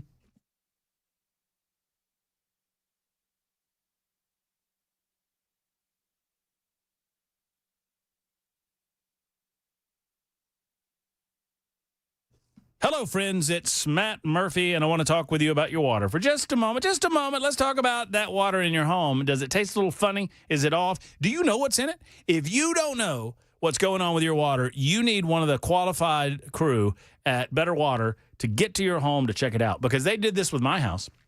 And I, for the most part, got the big thumbs up, but I still, we had installed an RO system, a reverse osmosis unit, in my downstairs, kitchen area, because if you're having a little, a little brown water and you want a little branch with it, you want to make sure that that's pure, that it doesn't impact the taste. That's what it's all about. Sulfur, iron, chlorine, bacteria, E. coli, everything in your water. Some of this stuff can be harmful to you and your family. You need to make sure that it's not there by offering better water in your home or your place of business. This is what they do at the coffee houses. This is what they do at the hospitals, and you should do it at your home or place of business. Go to betterwater.com, betterwater.com, or better yet, give them a call and tell them that Matt Murphy sent you to Better Water. 615-355-6063 for Better Water, LLC.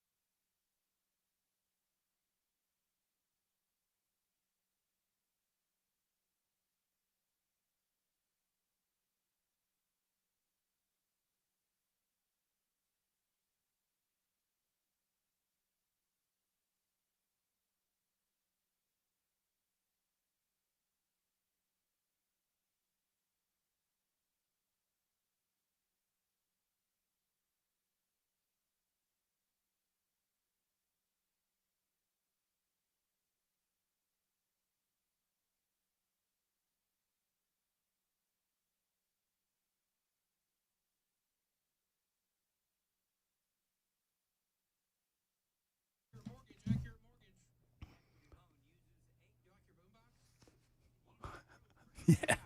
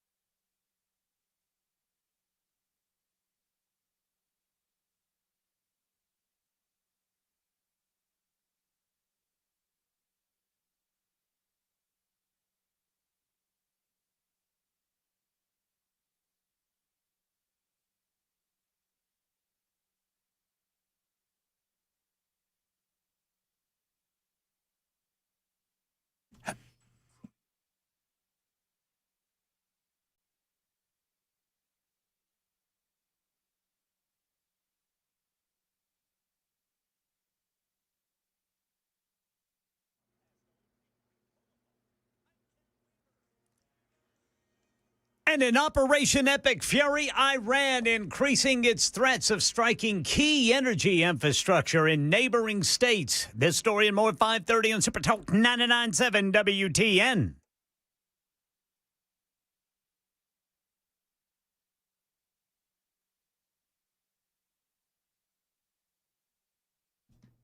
You want me to start talking? Yeah, why don't I start? Why don't I start talking? Ken's going to do the news. Believe it or not, That was not me being early. That was Jackson doing something in there. I'm very excited. I just got a boombox. Dr. Mitchell just got us a boombox and an REM tape. It's a cool boombox. It's a really cool boombox. So more on that coming up. And I mean, that's like on your shoulder. Yeah. Bebopping down the street. High fidelity. It is 1987, Yeah. I feel like. And we are making it happen. So more on that coming up in just a moment. Hey, friends, Matt Murphy, Cameron Smith is in there with us. And a lot of you have been holding on, and we want to get to your calls. I want to talk to Cameron. I take umbrage with one of your articles, sir. Okay. And it is often that we agree. It is not so often that we disagree. And so I want to dive into it in just a couple of minutes. But first, it's Kevin's turn. Hey, Kevin. Hey, Matt. How are you? No, I'm doing okay. First of all, congratulations on your 1,000th show. Glad to have you here. Well, thank you. And what I was thinking about was, as far as the Epic Fury goes, our weapon stocks are woefully low. And I believe that's why they kind of capped it off at 4 weeks. Because I was looking at an article and it talked about the Quadrennial Defense Review, and two of the things that they pointed out are THAAD missile systems are extremely low, and this started about 20 years ago, and it was just basically kind of neglected. So these guys are going in with low stocks, and then Biden comes along. He gave away the farm and somebody else's farm in Ukraine, and that depleted us some more. So those systems are low. Then we didn't invest heavily in drones, attack drones like Iran did. That's why they can send the drone swarms that they've been sending. And unfortunately on our end, when these plants aren't getting the orders they need, they'll retool and make something else. And then, of course, over plants here. What are you talking about? Plants here in the U.S.? Yes. Right. So the United States maintains that its stockpiles are fine. Are you just saying that we're lying about it, or? Well, what does fine mean? It might be fine for now, but I mean, what if we get into the quote that I'm looking at right here is that the United States says that our stockpiles are, quote, virtually unlimited. Okay, well, I read something different on. Look, they could be lying. I mean, they could just be fudging. They could be, trying to fool us. We make pew pew real fast here, just for what it's worth. So, I mean, is your point that we're going to run out of ability to engage in this conflict? I don't think they'll let it go to a point where we run out. I think they're just going to get to a point where they say, okay, this is the cutoff because we don't want to run the munitions down too far. And that was my only point. And as I said, as far as the attack drones, that was something we probably should have invested more in, and we didn't. So here's the quote that the Pentagon has stated that, quote, the United States munition stockpiles have at the medium and upper medium grade never been higher or better, and we have virtually unlimited supply of these weapons. Well, they would know better than I do. I can say I stand corrected. Well, I just take them for what it's worth. And I think at the beginning, they stated that the 4 to 5 to 6 week time frame was where we are. I'm on record as saying this, Kevin. We do this part really good. We do this part really, really well.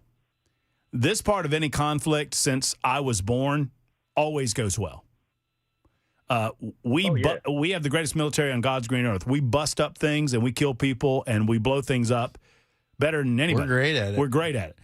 The question is what happens when that phase is over. And yeah. Yeah, that is the question. When that phase is over, what are you going to get? Right. Are we going to get a return on the, 13 people that have been killed? Are we going to get a return on the amount of money that we're spending in an American first mindset?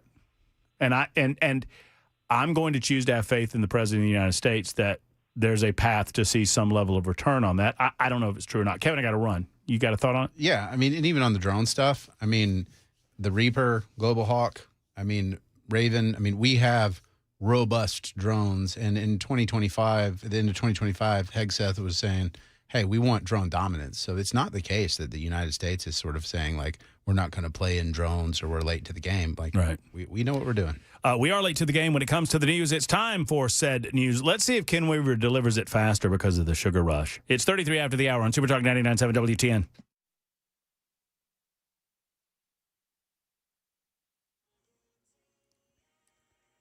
I'm Ken Weaver with your top stories. Got the full forecast and traffic in 5 minutes. Operation Epic Fury update. Iran is increasing its threats of striking key energy infrastructure in neighboring Gulf states after Israel targeted one of Iran's major gas fields.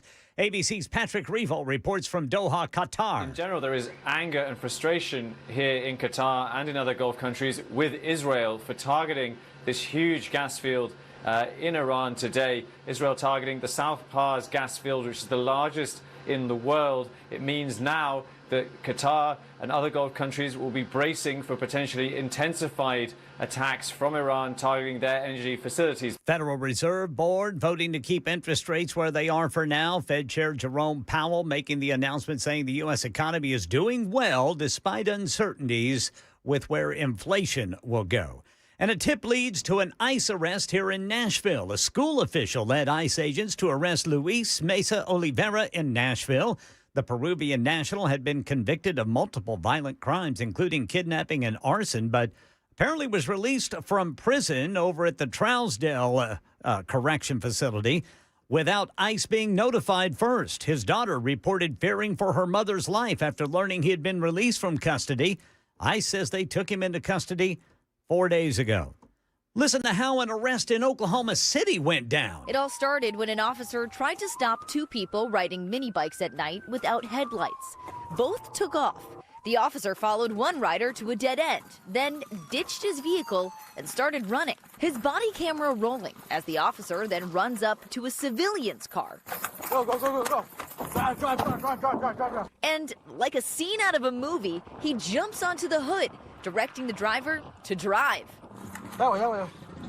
After about 2 minutes, they catch up with the mini bike rider. The officer jumping from the hood to make the arrest. Yeah, the two mini bikers facing criminal charges in that case. And that's the latest news. Traffic and weather next. I'm Ken Weaver, WTN News.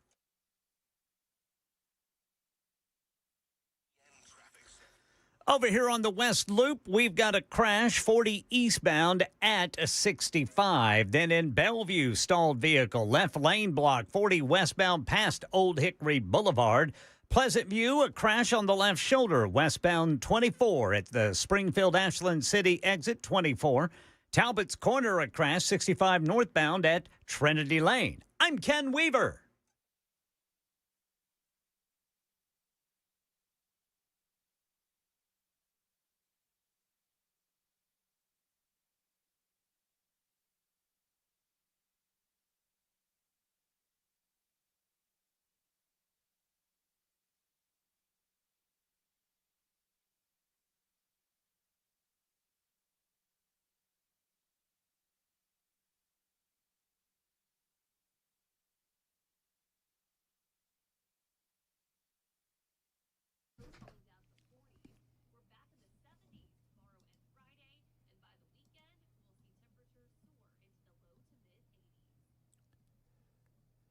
Hello, friends. It's Matt Murphy for our friends, Holly, David, and the rest of the crew at Savory Spice. Holly sent me a very lovely note earlier today congratulating us on 1,000 shows and talking about the wonderful relationship that we have with Savory Spice. Boy, it's a great relationship because I let people know where they can get a better quality of spice, and it's at the one and only Savory Spice. And it's easy to talk about these guys because they're so good at what they do. Now, obviously, they're a spice shop.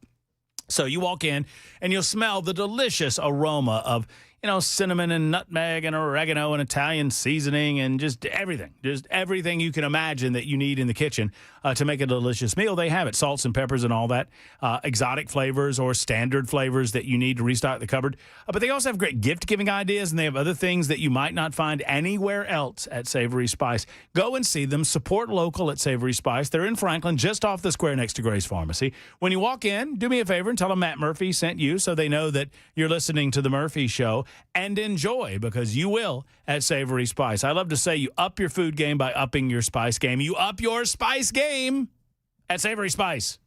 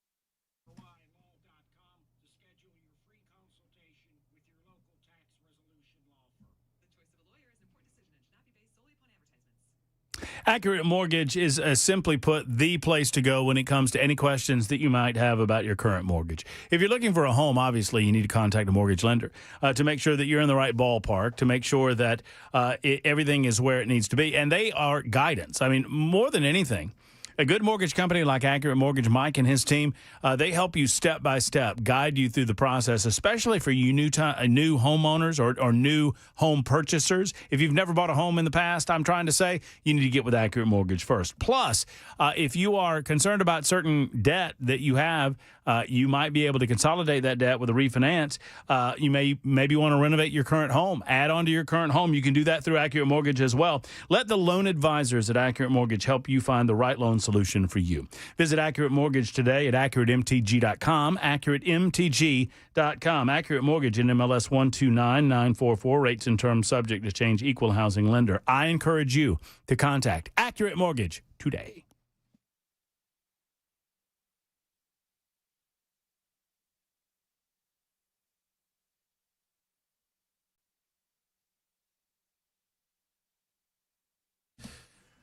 Doc, have you seen all these presents from Dr. Kevin Mitchell? Yeah. It is, this is crazy. The boombox is kind of hard to miss. It's very large. It is large. It is in charge. I got a bunch of cassette tapes, REM cassette tapes. Awesome. I got, hey, Ken, I got a couple of record albums too. Oh, Ryan, what kind? REM, Out of Time. Dr. Mitchell knows that REM's my favorite band. That's a real good band. No, I'm on. They're the finest American band ever. I'm on. That is my one man's opinion, and I dare say you cannot find me a better one. And don't tell me the Eagles, because I disagree with you. Anyway, yes, and I got a record player. A record player, Ken. Dude. Because Dr. Mitchell said he didn't know if I had one. Yeah, Dr. Mitch is wonderful gift giver. What a guy. And look at this. Hold on, just while we're gushing. Look at that right there. You know what that is? That is a certified, signed photograph of the lead singer of R.E.M., Michael Stipe, with the little automatic for the people. Well, I'll be. Right there. That's one of their best albums, in my humble opinion. Man on the Moon. Drive. Everybody Hurts. Oh, that's a good one. Good album. You know where you got the name of the album from? I do. No. It was. Hold on. Stand by. Stand by. Standing by. It fell. It was the slogan for a soul food restaurant in Athens, Georgia. That's cool. It was like so-and-so soul food, and there was a sign in the window that said, automatic for the people. And Michael Stipe would walk by it, and he liked it so much. He was like, that's a great slogan. That's what I want to be, automatic for the people. So anyway. All right, I've got umbrage with let's umbrage you. Mm-hmm. Your article on college football. Yep. Completely wrong. Yep. Completely wrong. Wait, no. How dare you?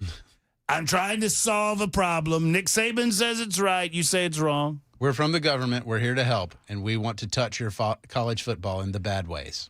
So it's going to go great.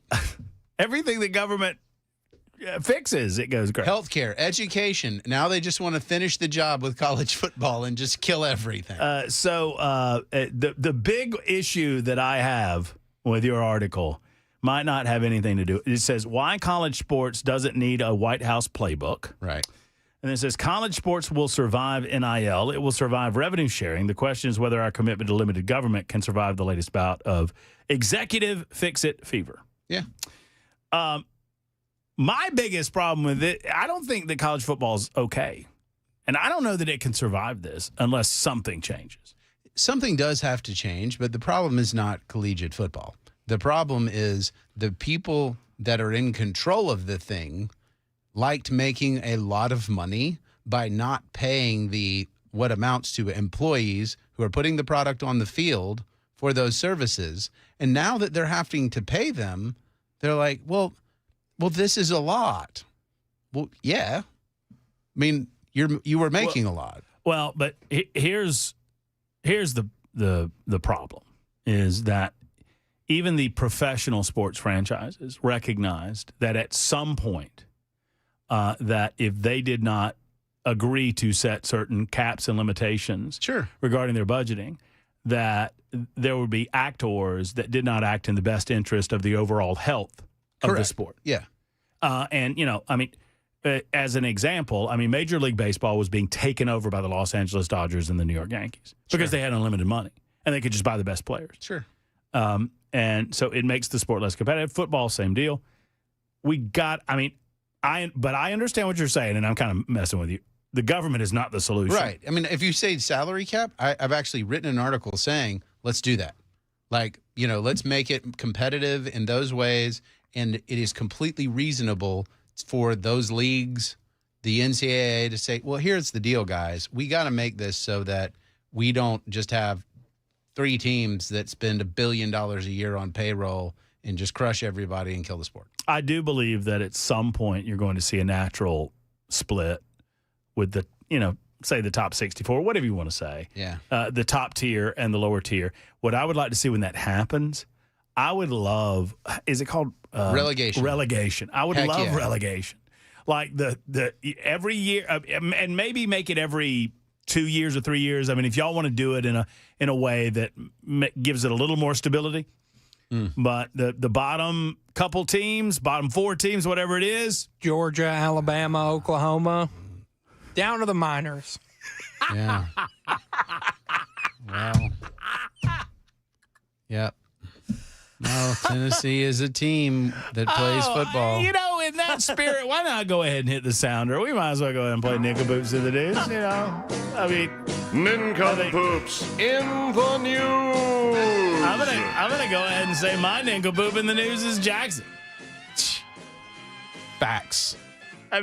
Brother Jackson. Did y'all beat Alabama last year? I can't remember. We didn't beat any of those teams last year. They lost to Vanderbilt last year, if you recall. Those were 3 of our 4 losses. Lost to Johnny Manziel Light. You know what I love about Jackson, though? He doesn't care. Still, relegated. It doesn't faze him. No. Relegation. I respect a homer like that. 100%. It's time for Nick and Boops in the News, Super Talk 99.7 WTN. By the way, if you're there, Jeff and Steven and Dave, not necessarily in that order, we're going to get to you, but we need to get to Nincompoops. We owe it to the general listening audience. It's Nincompoops in the News for episode 1000. I am sad to report Jackson Williams won yesterday, and Jackson Williams picks the batting order for today. Jackson? We're going to go Williams, Weaver, Murphy, Smith. All right. Vols fan would do that. All right. So Williams, Weaver, Murphy, Smith. Yes. Got it. Williams. All right. Man arrested for DUI on electric unicycle in Port Orchard. A 34-year-old man was arrested for allegedly driving an electric unicycle while under the influence of alcohol on Saturday in unincorporated Port Orchard. At approximately 12:30 a.m., a Kitsap County Sheriff's Office deputy located a man riding an electric unicycle on Bethel Road. Noting he was moving erratically, KCSO announced. The deputy attempted to initiate a traffic stop, but the suspect paused briefly before continuing on and disappearing from sight. Roughly 30 minutes later, deputies located a man standing near the side of the road, though he did not have the unicycle with him. The man allegedly crashed the electric unicycle in a ravine on the 2900 block of Bethel Road, where deputies found it. While deputies talked with the suspect, a strong odor of alcohol was present. No. Indicating he was intoxicated. It's our first clue. The sheriff's office noted the electric unicycle can reach speeds of nearly 45 miles an hour. What? And riding it under the influence of alcohol on the street is a criminal offense. Remember those gas-powered pogo sticks? Yeah. The suspect was ultimately taken into custody on suspicion of driving under the influence with a blood alcohol concentration measuring roughly 2 times the legal limit. I'm going to say the comps of the Nincompoops. I don't know. This thing going 45 miles an hour, that's a danger. If you can manage to stay upright on a unicycle at 45 miles an hour, I'm going to go ahead and say you're not too intoxicated to go ahead and drive home. Well, he crashed it. That's fair. Fair enough. Electric unicycle reminds me of those gasoline-powered pogo sticks. Which gasoline? What is that going to do? It just what when you go down on it, the piston, the spark plug hits, the piston fires, ignites the gas, and it shoots it back up. That sounds so dangerous. According to my father-in-law, he said he had one at one time, and it was like 10 feet is how far up you could go on that thing. Man, how many hospital visits do you think were a result of lot. gas-powered pogo the same time as lawn darts. Lawn darts, right? Just basically metal projectiles that you're going to throw at one another. That's smart. Weaver, you're an Nincompoop, sir. I wasn't even swerving. Florida man caught driving backward on highway. A Flagler County man was caught driving backward last week along State Road 100, prompting an unusual encounter for law enforcement. In a release, deputies said the incident happened March 13th when several callers reported seeing a silver sedan driving in reverse in the highway's eastbound lanes.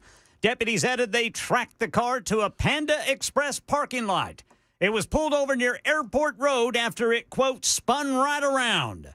The driver, William Murphy III, 47 of Palm Coast, said the car had a mechanical issue and he thought the best option was to drive it backward to the auto zone. Fair. Except his mechanical issues evaporated when deputies got behind him, or was it in front of him? Body camera footage released by the sheriff's office shows Murphy claiming that the car was stuck in reverse, though he didn't see it as a criminal issue. No relation. I didn't think it was that bad. You know what I'm saying? He told deputies I wasn't even swerving or anything like that. All right, maybe some relation.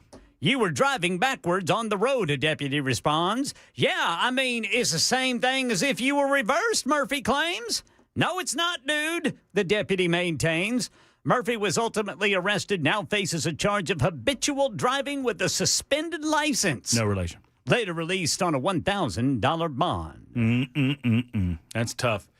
Reminds me of a former boss that I had. We went to dinner one night, and he was pounding them back, and I tried to get him to get a cab. And he wouldn't do it. Wouldn't do it. And we were at a restaurant, and we were overlooking the interstate, the on-ramp to the interstate. You could see it off in the distance. Ken, I swear to this happened. I watched him pull out of the parking lot, turn, stop at the turn, and I thought he was just at the light to go through and then turn on the interstate. He turned and went up the wrong exit ramp, going the wrong way on the interstate. And I'm like, well, this is going to end. This is not going to be good. And I stood there for like 3 minutes, and here he comes back the opposite direction. He comes back to the restaurant, pulls into the parking lot of the restaurant, got out of the car, is like, why did you let me drive? I'm calling a cab. Yeah. Like, no crap, dude. All right, Waco, Texas. That's a good place for nincompoops. A Roma woman made her initial appearance in federal court in Waco Monday after her arrest on allegations of drug trafficking charges, according to the U.S. Attorney for the Western District of Texas. According to court documents, Julie Juarez was pulled over, I'm going to tell you why in a moment, on Interstate 35 by a Texas Highway Patrol trooper. The trooper reported observing indicators of deception and an inconsistent travel itinerary after he questioned Juarez about her trip to Dallas. A K-9 then conducted a free air sniff. That's what they call them, a free air sniff. Or maybe it's a free air sniff, around Juarez's minivan, and that dog alerted to the odor of narcotics. A search of the vehicle uncovered 480 pounds of methamphetamine and 40 pounds of heroin in the aftermarket compartment. Wow. 40 pounds of heroin, 480 pounds of methamphetamines. Juarez was stopped because she was going 20 miles an hour over the speed limit. Why you druggies can't figure this out is beyond me. Genius. If you're going to have 480 pounds of methamphetamines and 400 pounds of heroin, don't speed. Right. That's all. It's kind of hard, though. Because if you're high on the drugs. I've got so much of it. Yeah, you do 20 pounds of meth and see how quickly you drive. Right. You get excited. You're on, buddy.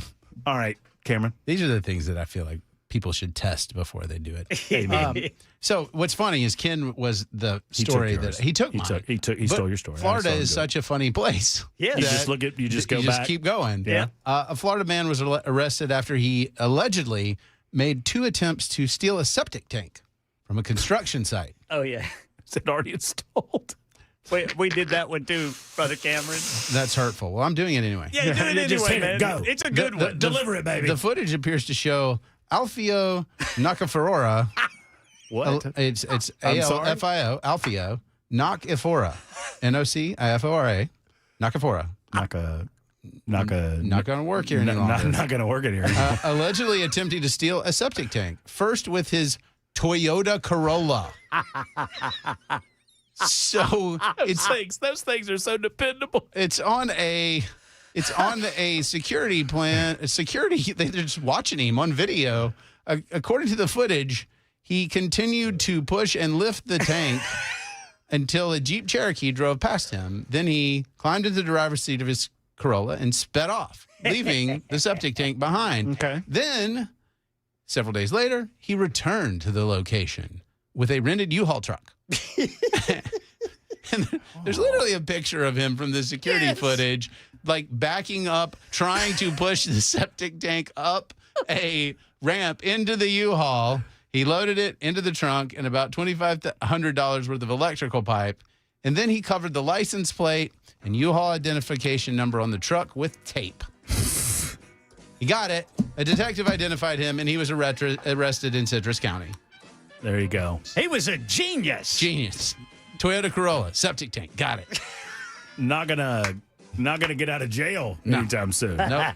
There's Cameron Smith. There's Ken Weaver. There's Jackson Williams. My name is Matt Murphy. That is Nincompoops in the News, episode 1000. You may vote early and often. 615-737-9986. We'll be back right after this.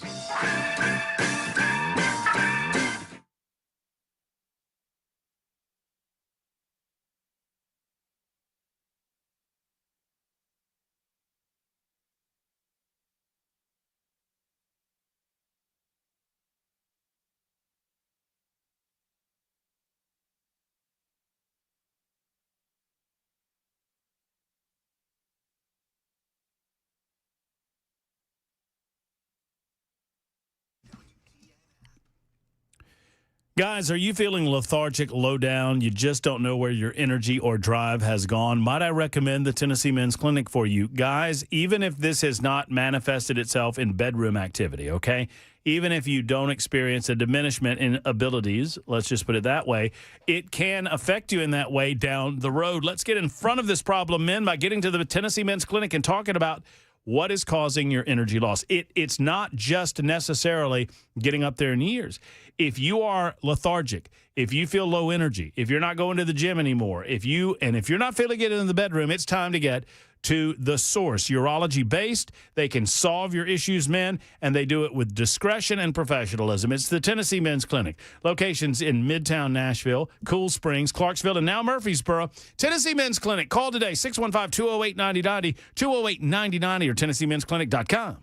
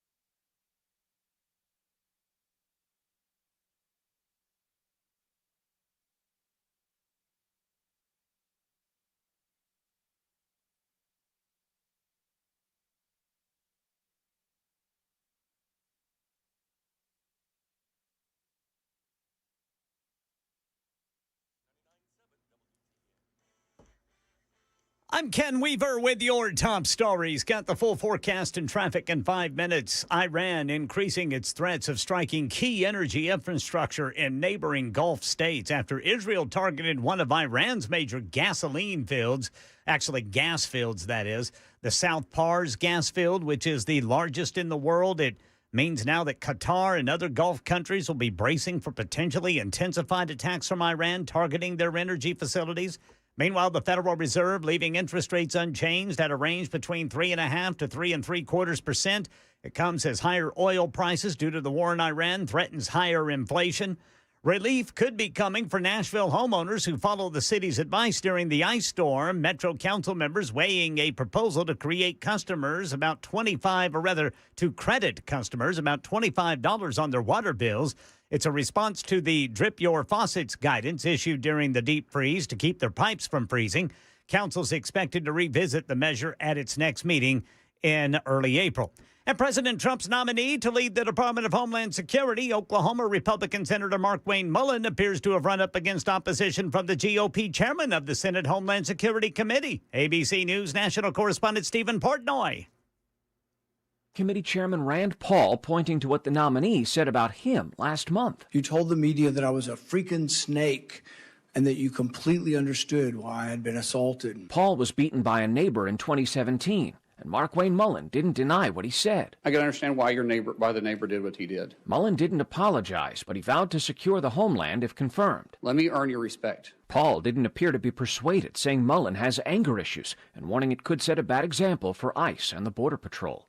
Stephen Portnoy, ABC News, Washington. That's the latest news. Traffic and weather next. I'm Ken Weaver, WTN News.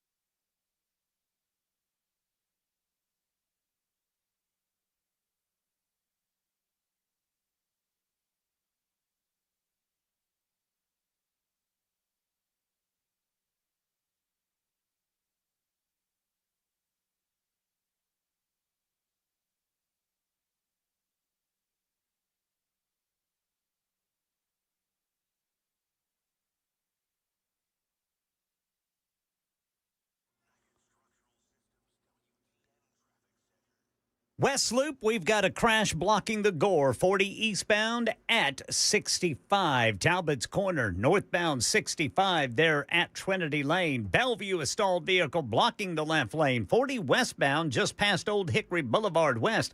Now in Pleasant View, we've got a crash blocking the left shoulder. 24 westbound at Springfield, Ashland City, exit 24. And eastbound 24 is a parking lot there from I-440. I'm Ken Weaver.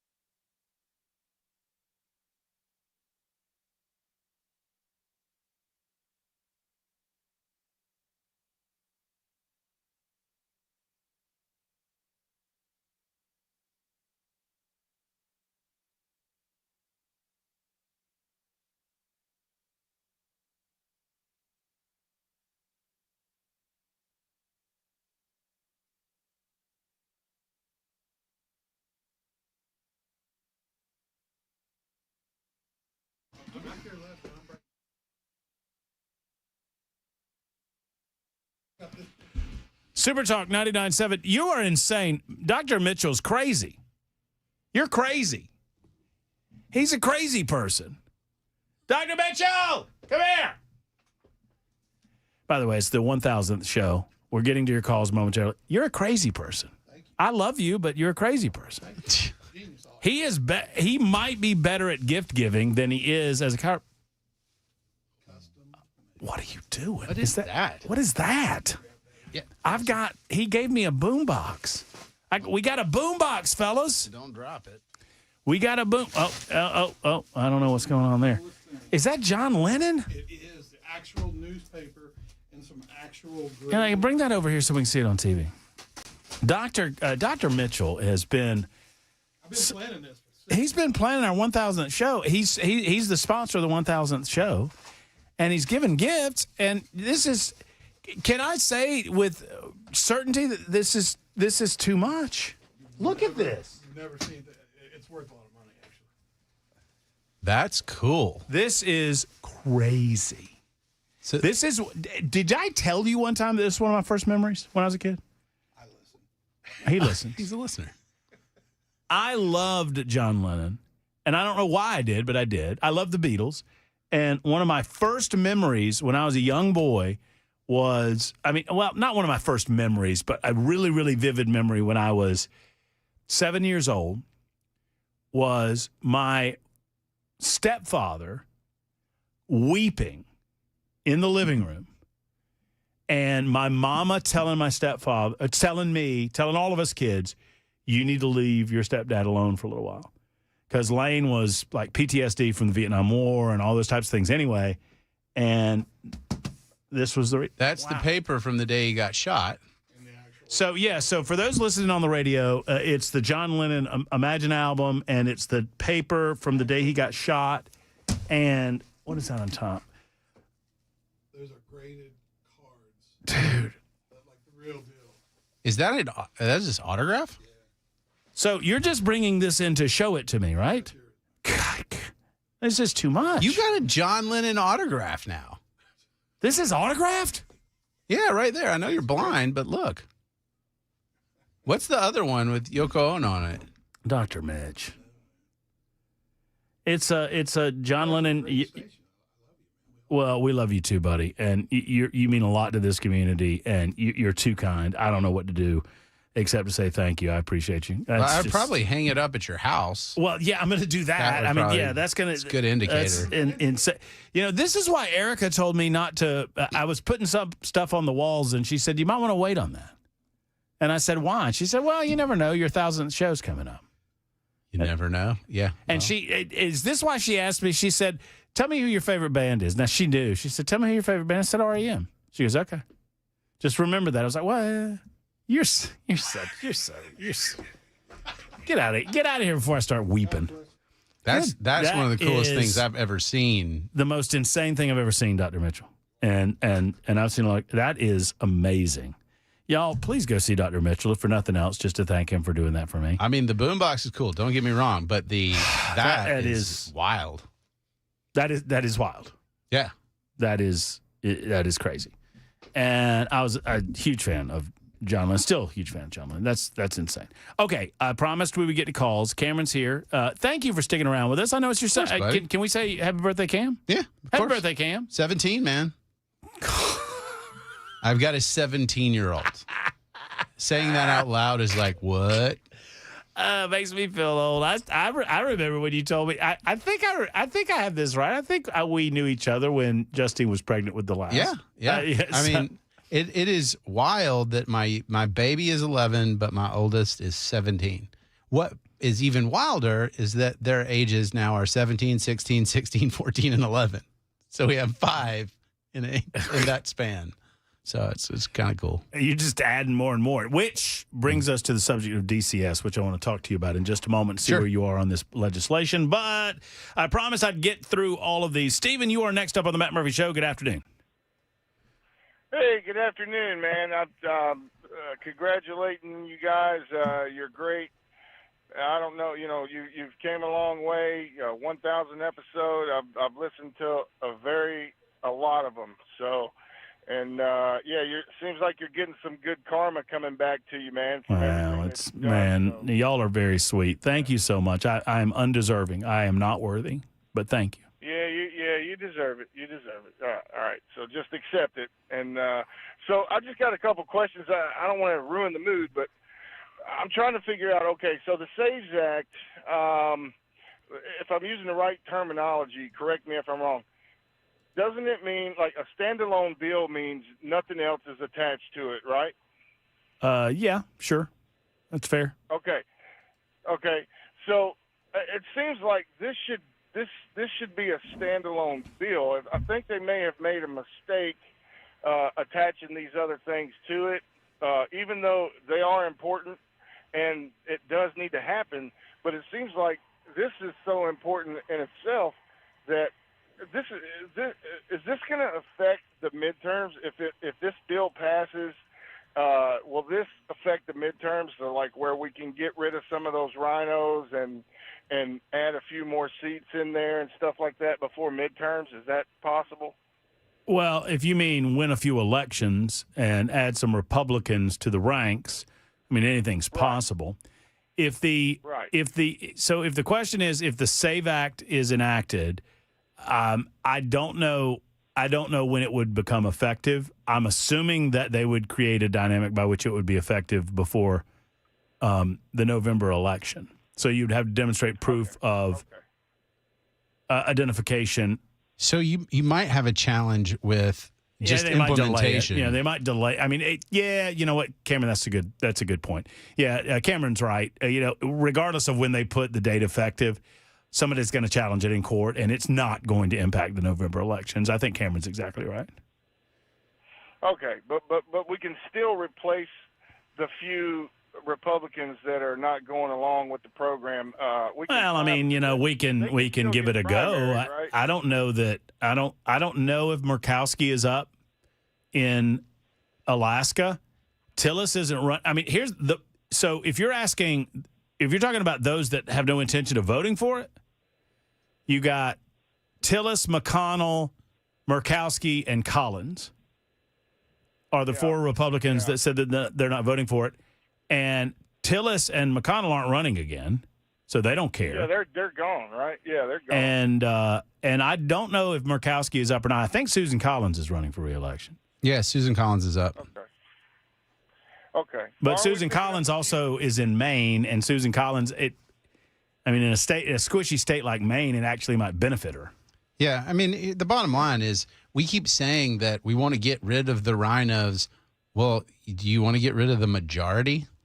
Because that's part of the issue, that your, rocked-ribbed conservatives you're not going to find them in Maine. Yeah, and, to Cameron's point, I've often said, Tennessee's conservative is not California's conservative, and you're not going to get Tim Burchett elected in California. The best you're going to hope for is somebody like a Kevin McCarthy. Yeah. And people in Tennessee look at Kevin McCarthy and say, that's not a real conservative. That's as good as you're going to get in California. Yeah, votes with Republicans, I don't know, 90% of the time. Right. So. Okay. What about Texas? Isn't it picking up a few more seats because of the how they split that up or something? Does that take effect before then or during that? Yes, I believe Texas was upheld, but I think the last I saw about the gerrymandering battles is that it is almost a virtual wash. Yeah. I've written about this. I said that go ahead, gerrymander, because Republicans will pick up seats, Democrats will pick up seats, and it'll be a wash. Net out in the same spot. Yeah. Okay. All right. Yeah, well, all right. Well, you guys have a great evening. Appreciate everything you do. And, keep your eyes on your drinks at that Tin Roof place. Amen. I heard rumors that used to be a hot spot for roofies. So keep your eyes on Jackson while you're away from your drink. All right? I will. Yeah, I could see Jackson trying to get him a little something. By something, I mean dinner. And a show. 615-737-9986. As far as the other goes, Thune's excuse on the changing of the filibuster rule is, to me, flimsy, because he says, well, what this would allow, it would allow for unlimited amendment, and it would allow for the Democrats to put up amendments that don't have anything to do with the bill, and we would have to debate those, and we would have to vote those up or down, and some of them would get through, and then we would get awful things through. And then you would put members in a bad way because when they go to vote for the overall package, they would be voting for things that Democrats got through on a simple majority vote that we don't want. To which I say, do it anyway. What I want to see happen is for us to go back to the 1975 standard where you don't have dual track. I mean, the biggest issue in my mind is that you have dual track, which takes all of the teeth out of the filibuster, which is why they stopped the talking filibuster to begin with. So we talk about the talking. It would take a supermajority to change the rules to get us back to a 1975 dynamic where all of the members had to be present. I would like to see that. So my idea, Cameron, is that in 1975, they changed it from 2/3 to 3/5, but they changed it from members present to members sworn. So it was a 60-vote threshold, but you didn't have to be there. Yeah. And what I want to do is change it and keep it at 60, but it's 60 members present. Yep, you got to be there. You got to be there. And if you're not there, you don't count for the 3/5. Right. So that threshold goes down from 60 to whatever it might be, depending on how many and members. You know this. I support the filibuster, but I don't support the idea that you just put a hold on legislation and say you're going to filibuster. And then go home. And then, yes. Like, that's not how that's supposed to work. Well, and simultaneous to them moving it from 2/3 to 3/5, and that was designed to make it easier to bust a filibuster, but they made the mistake of saying instead of members present, members sworn in. So that's total membership. But then they also created this dual track where if I have a piece of legislation up in the hopper and it gets, quote unquote, filibustered, well, we don't want that to bog down progress. So, all right, you're going to filibuster that. We're going to set that aside and we're going to do other business while that's sitting there. Well, then that's not a filibuster. Right. That's just setting something aside. And that's what they do. Yeah. And, so I don't know that we have the numbers of people that are willing to hold the line to get the SAVE Act through, certainly before November. Well, I mean, the bottom line is the more we look to government to solve the problem and fix the thing, the more we're going to be disappointed. I mean, the real issue here as Americans is we've got to quit acting like our future is dictated by the politicians. But we keep thinking that's the answer of let's get them to fix it for us. Like, really, guys? Like, does that ever work? Nope. Well, and it's why I'm loath to support this PBM. I understand as I dive into it, the pharmacy benefit managers, all of that sounds skeevy. I don't see a reason to have a pharmacy benefit manager except that it is a third or fourth or fifth party, depending on how you're looking at it, that's just skimming money off the process. And they say that, oh, well, we're negotiating you better rates because you're too dumb to do that. Pharmacy or patient. But the government got us into this issue. Right. And I have no faith that they're going to do anything to get us out of it. Right. I feel like every time they try to solve the issue of healthcare, they just dig deeper. Yeah. Well, look, man, you know this, that it's somebody's going to get paid. Like that's the bottom line. Somebody's going to make money. Yep. And they're going to try to keep making money. And the folks who already make money don't want to share it. I mean, this is fundamentally just follow the dollars in government, and then you'll see kind of where the problems really are. And the way I look at it is, those dynamics exist, but when they exist in the free market, I don't care. That's supply and demand. When the government's there and they can go ask a politician to rig the game for them, I start to care. I'll tell you what, Dave, you loaded phones right now. We're going to get to each of you. We'll shut up and let you guys talk. It's 23 after the hour on Super Talk.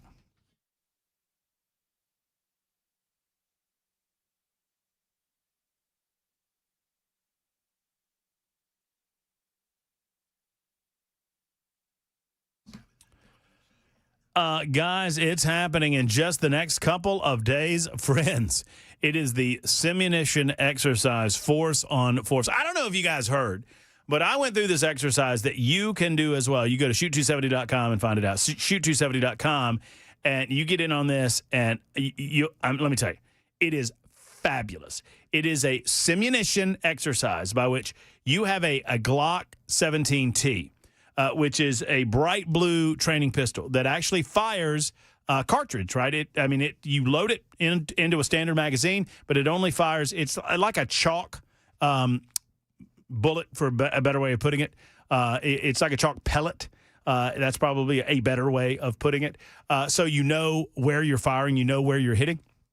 And then you go into this exercise, and they don't tell you a lot. All they tell you is you're going to be in a situation where you may have to use deadly force to get out of that situation. You may not. You may. Good luck.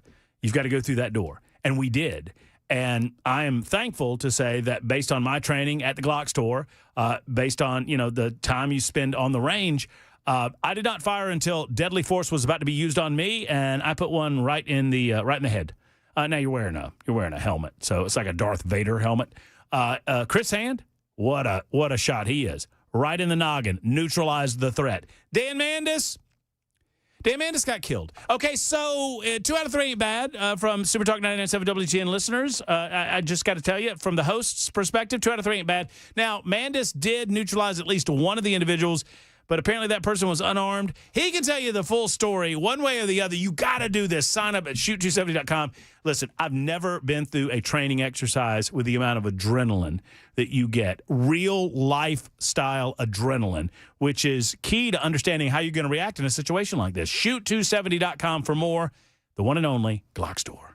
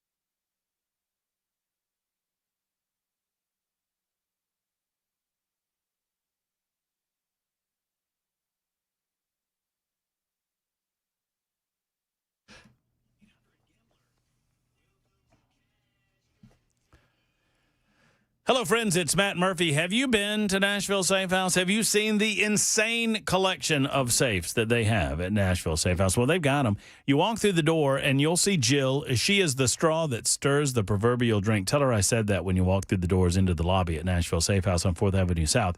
You'll see Donald Trump there. Well, a cutout of Donald Trump, but it's Donald Trump nonetheless. You'll also see My Safe. The Murph special is right there in the lobby.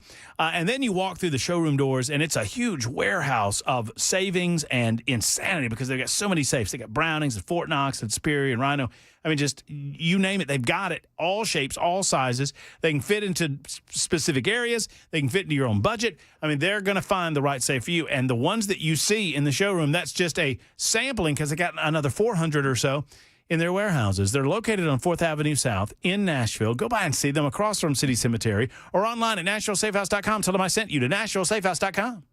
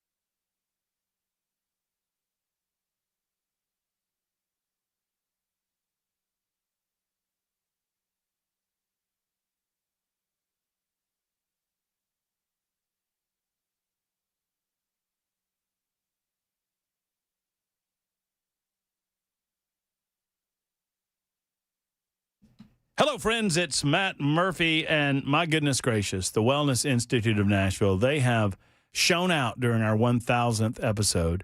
Dr. Mitchell and the team, they're great people. They are so good at chiropractic care and helping you feel better without the need for pills or needles or surgery. And they are so kind to us on Super Talk. And I know it's not all about me, but my goodness gracious, he's been so good to us on our 1,000th show, fed us, showered us with gifts. And we do appreciate the friendship, the companionship, and the relationship with Dr. Mitchell and the rest of the team at the Wellness Institute of Nashville. And here's the bottom line, folks.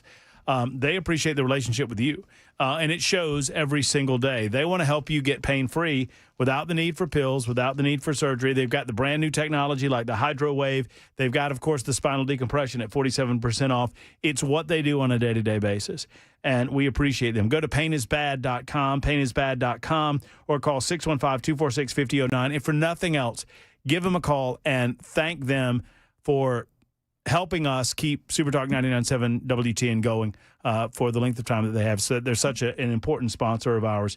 We do appreciate them. And if you hurt, they're going to be able to solve that hurt. It's 615-246-5009 for the Wellness Institute of Nashville.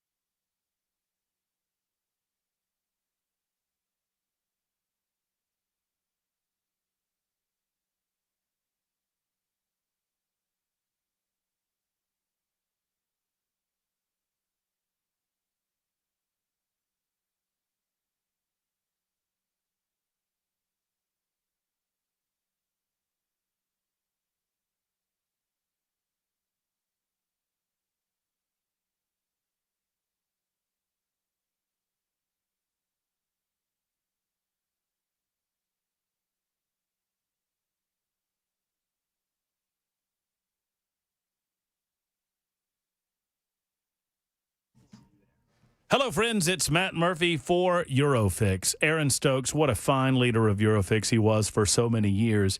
And his legacy lives on with the manner in which they continue to do their business at Eurofix. His premise was simple, that he's going to treat everyone like family. He's going to treat his employees, his mechanics, like family. He's going to treat you, the customer, like family. He's going to treat you like you would want to be treated. The waiting areas are clean and comfortable, inviting. The service areas are spotless, and your car gets fixed quickly, correctly, and for less money than the dealer's going to charge. That's what it's all about, folks. You don't have to put up with dealer pricing or getting ghosted, waiting on a callback. Eurofix fixes everything European, plus a rental car available at every appointment. Locations in Nashville, Franklin, Belmead, Murfreesboro, and Mount Juliet. Living to the legacy of Aaron Stokes. Eurofix, 844-EUROFIX, 844-EUROFIX, or visit online at myEurofix.com.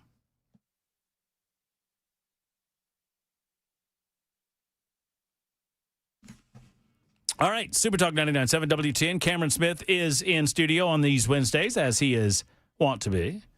My name is Matt Murphy. It is our 1,000th show. I've appreciated every single one that we've spent together there, Cameron. I appreciate you. I thank you for what you do for the Tennessean.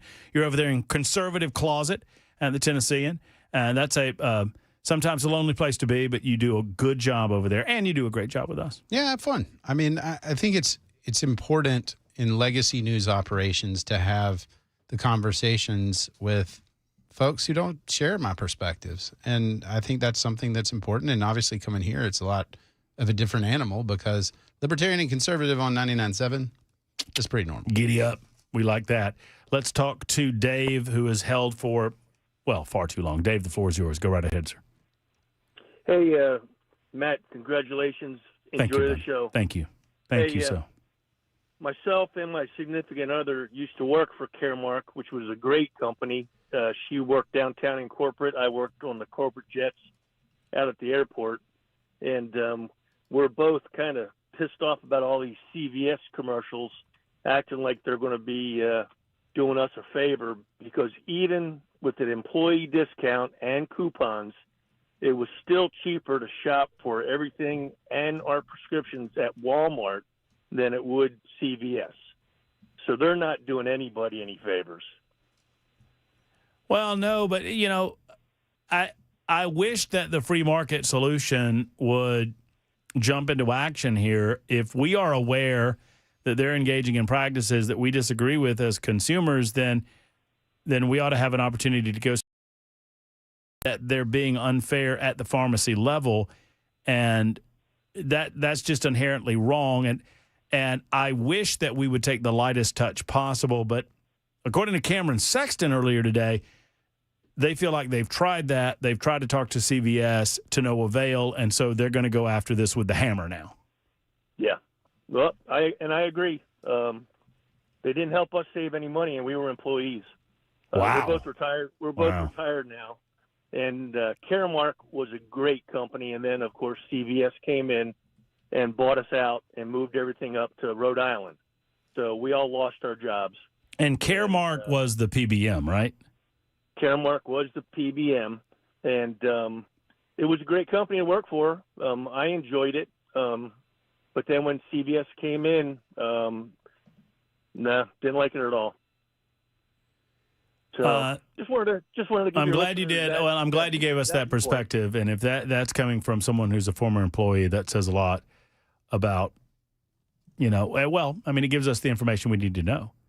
I'll say this, CVS is sparing no expense to try to stop it. They've spent, I think they're going to eventually go on $2 million spending money trying to convince the Tennessee consumer that what the General Assembly is doing is anti-free market and anti-Trump.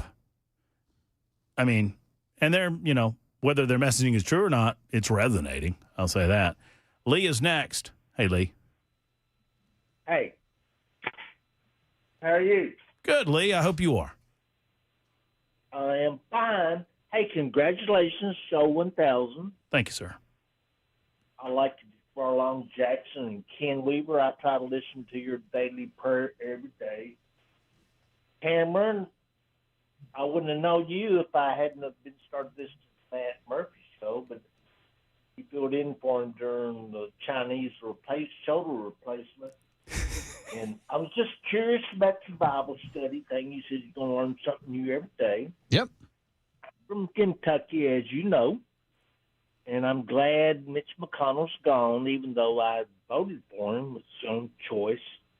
And congratulations, Chase. Second place is better than nothing.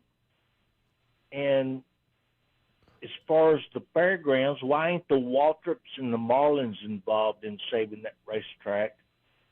And the big reason why I wanted to call you, and I'll hang up when we get through, is they complain about 20% of the oil coming through the Gulf of Hormuz, but it's 20%. We produce that much in Texas or Kentucky, right? Tennessee, huh? Thank you. Congratulations. Have a good night. Well, thank you, Lee. I don't know that we're producing that much oil in Tennessee. No, we don't, and not in Texas either. The Strait of Hormuz that he's talking about is real useful. And how do I know? Because gas, when I filled up today, was $4.50. I don't know about you, but it was recommend. I don't know about your truck, but my truck, they recommend, hey, if you want that V8 to run as good as it can, you can run 87 octane, right? But you should run 93. Premium, that bad boy. You should run 93, and that's what I've done. I'm not doing it now. I mean, look, you're gonna have to choke it out. Yeah. Their GMC for a minute or two. Put $125 of petrol in my Ram. I was like, hey, buddy, you're going to have to deal with some regular unleaded for a minute. Yep. I mean, $3.59 for regular unleaded. And the other was, like you said, over $4. And that's filling up I put premium in at Sam's. And, one of the things that I wish the White House would do a little better is messaging. And I wish they would be out front of this and say, guys, we know. And just say, we understand. Here's the game plan. We understand that it's going to go up temporarily. We expected that. We know that you're going to feel certain pain at the pump. But here's why we're doing it. We want long-term stability, long-term oil flow, and it is going to alleviate prices in the long term. Venezuela plus Iran plus more drilling in the state. But I guess I hear a little of that. I don't hear a lot of it. It just makes – I'd accept just basic communication. Like, this to me is unforced error. And we've talked about, look, I can get on board with getting rid of the terrible Iranian regime. Okay. Now what? Like, just give me something. Like, in the first week even, or 2 weeks, I could have been like, okay, this is going to be over quickly. Now it's clearly not. So what are we doing, folks? I'm still on board with Donald Trump's version of regime change.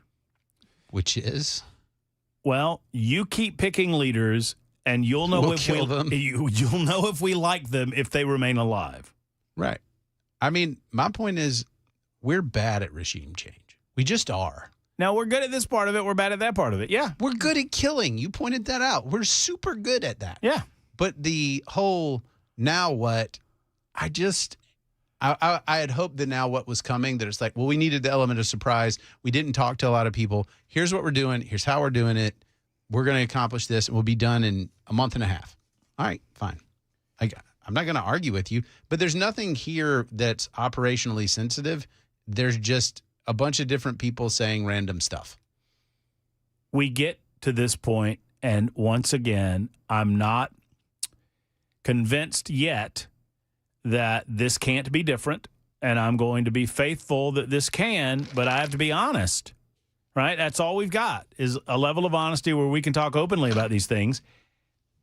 And whether it's Iraq or Afghanistan, every time somebody does this, they go, don't worry, this is going to be over quick. I read the book. I know how this ends. Right? And it is over quick. And then they were like, we don't have to go in there to affect this. It's fine. And then we always have to go in there to affect it because it's complete and total chaos. And there's bloodshed and there's civil war. And we're like, well, we're just there to stabilize it. We're going to send some stabilization forces and everything's going to be fine. And then eventually 5 years is down the road and we've got, 180,000 troops over there and nothing's fine. And we've spent trillions. And we've spent trillions of dollars in, all of and then we leave. And then we leave and then it goes back to where it was. Right. I mean, that is the truth. And we've seen that. And I have no faith in our government or political class to figure this out. I'm sorry. You couldn't like Trump and still be like, hey, remember when you were like, I end wars, we're not going to do this in forever wars, that's not a thing. I have yet to see how this is not starting off exactly like the forever wars.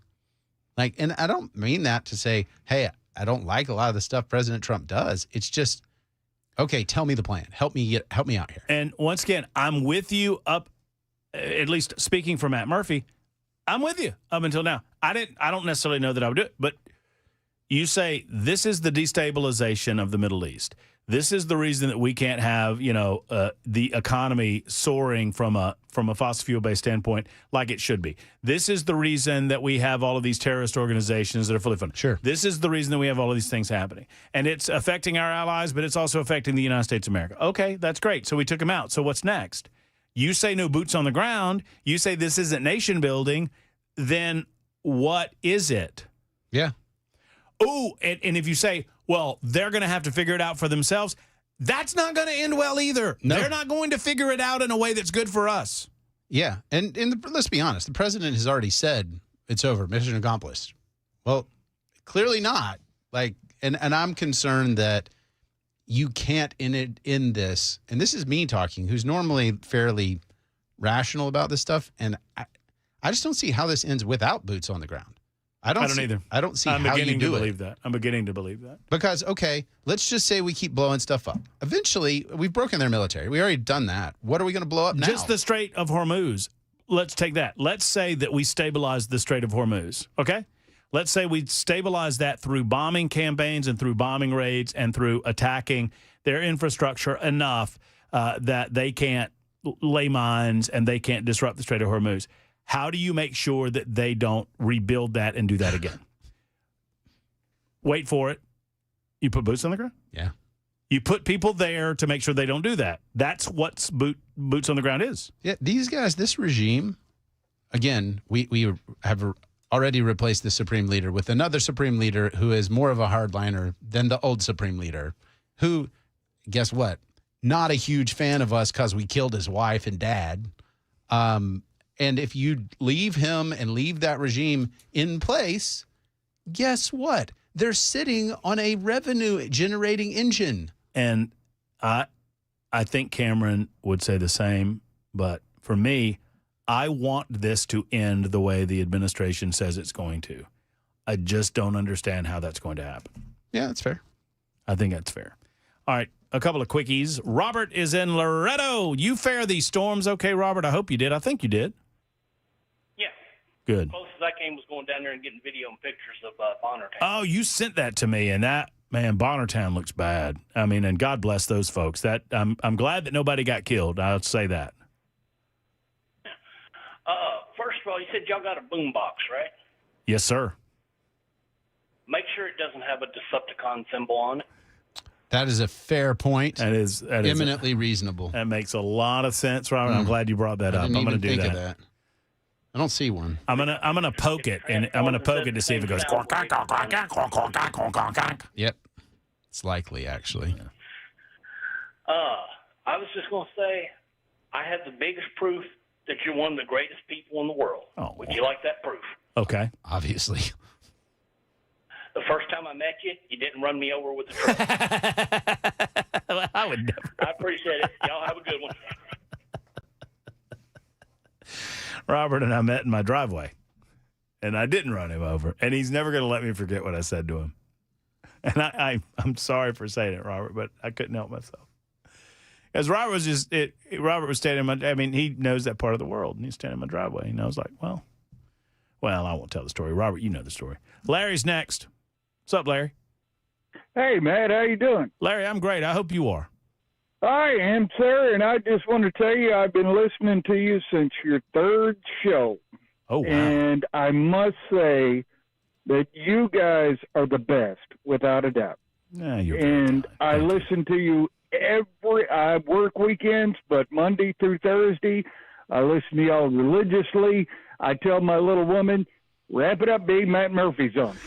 So, I don't know that I would recommend doing that, but oh no, I get in trouble all the time. It's no problem. Yeah. But REM, dude, really, come on. Is Weaver still there? Weaver has left the building. Oh, well, me and Weaver got a lot more in common on the musical front. But anyway, well, what do you I digress. What do you think? You don't want to hear my crap. But I drove by your convalescent home last week, and I told the little woman, I said, hey, here's where Matt Murphy was. That's how much I think of y'all. I mean, just, you are fantastic, and I never listened to talk radio until you came on. And I hate to do this to you, but Jackson's awesome. You know, well, that's gross, Larry. I think Yes, I know. Just between you and me, Larry. Yeah, I think Jackson's pretty awesome too. Well, I kind of figured that, and I hate to do this to Jackson, but I'm a Georgia fan myself. Yeah, see, I knew I liked Larry. I know I liked you, Larry. It's fair, Larry. I like that. You're named after the great Larry Munson too. I like that too. Hey, from now on, when you call, just call yourself Munson, and I know I know who we're dealing with. Hey, I don't want to get Munson out here. All right. Don't get Munson. Hey, Larry, thank you for the call, brother. I appreciate you. We'll try to get a few more in if we can. 52 after the hour. You're listening to Super Talk 99.7 WTN.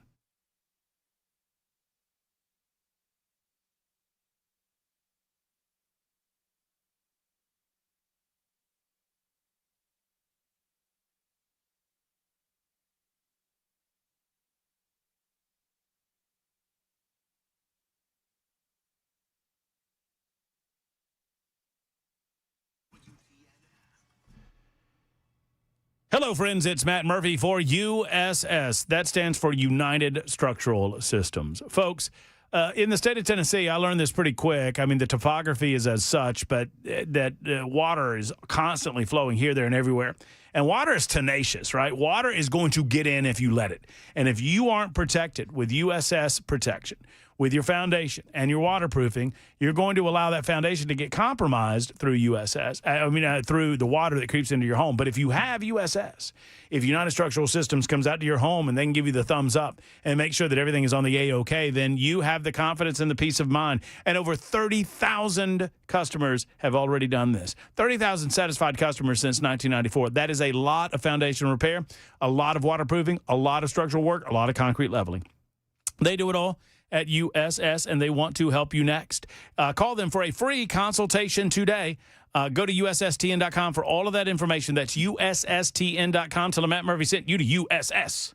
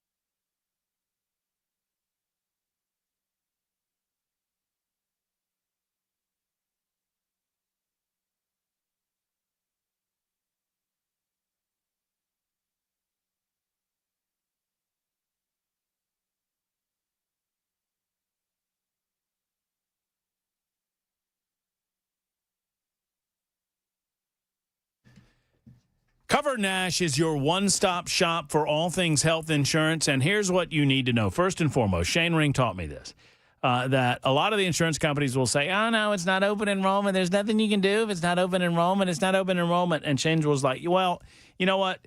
There are different things that you can do. There are still things that you can do. And this idea that you can't make a change during non-open enrollment is just an invention that's created to prevent you from swapping it up. If you're unsatisfied with your current health insurance, if you feel like you're paying too much, if you feel like you're not getting the coverage you deserve, it doesn't matter what time of year it is. You need to call Shane Ring and Cover Dash. Shane is going to advise you to do the best thing for you and your family. He's going to get some information about you, your family, your coverage, what your needs might be, and he's going to shop every health care plan on the market today to find the right one for you. And that's what it is all about. Friends, Cover Dash. Go to CoverDash.com or dial them up at 615-465-0023, 465-0023 for Cover Dash.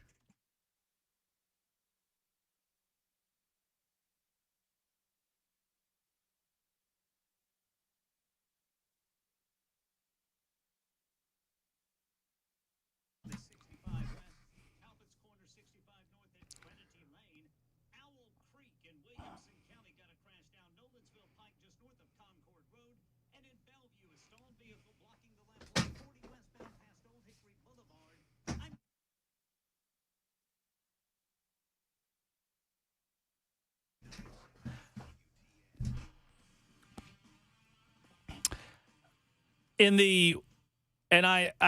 don't want to rush Kevin or Bonnie, and I love both of you guys, and I appreciate you, but I've only got, what have I got, a minute left, and I just want to thank Cameron Smith for being a part of so many of these shows and for bringing the conservatism like you do to the state of Tennessee. Thank you. Appreciate it, buddy, and congratulations, man. 1,000 is awesome. Jackson, I pick on you a lot.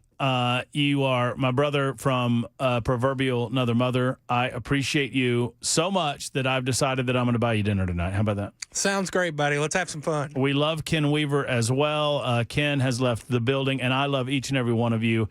Thank you to Dr. Mitchell. You are so kind. Dr. Mitchell blew it out today. He's insane, and I love him for it. I got a boombox. I got John Lennon. I got bull horns. I got bull horns. Have you seen my horns? You mess with the bull, young man, you get the horns. And that's what I got right there in the corner. I'll send up pictures. Thank you to each and every one of you. You're the reason that I love doing this. You're the reason that I love the state of Tennessee. And we'll see you tomorrow for show 1001. Until then, this is Matt Murphy speaking and saying, hug your loved ones. Have a great evening. So long, everybody.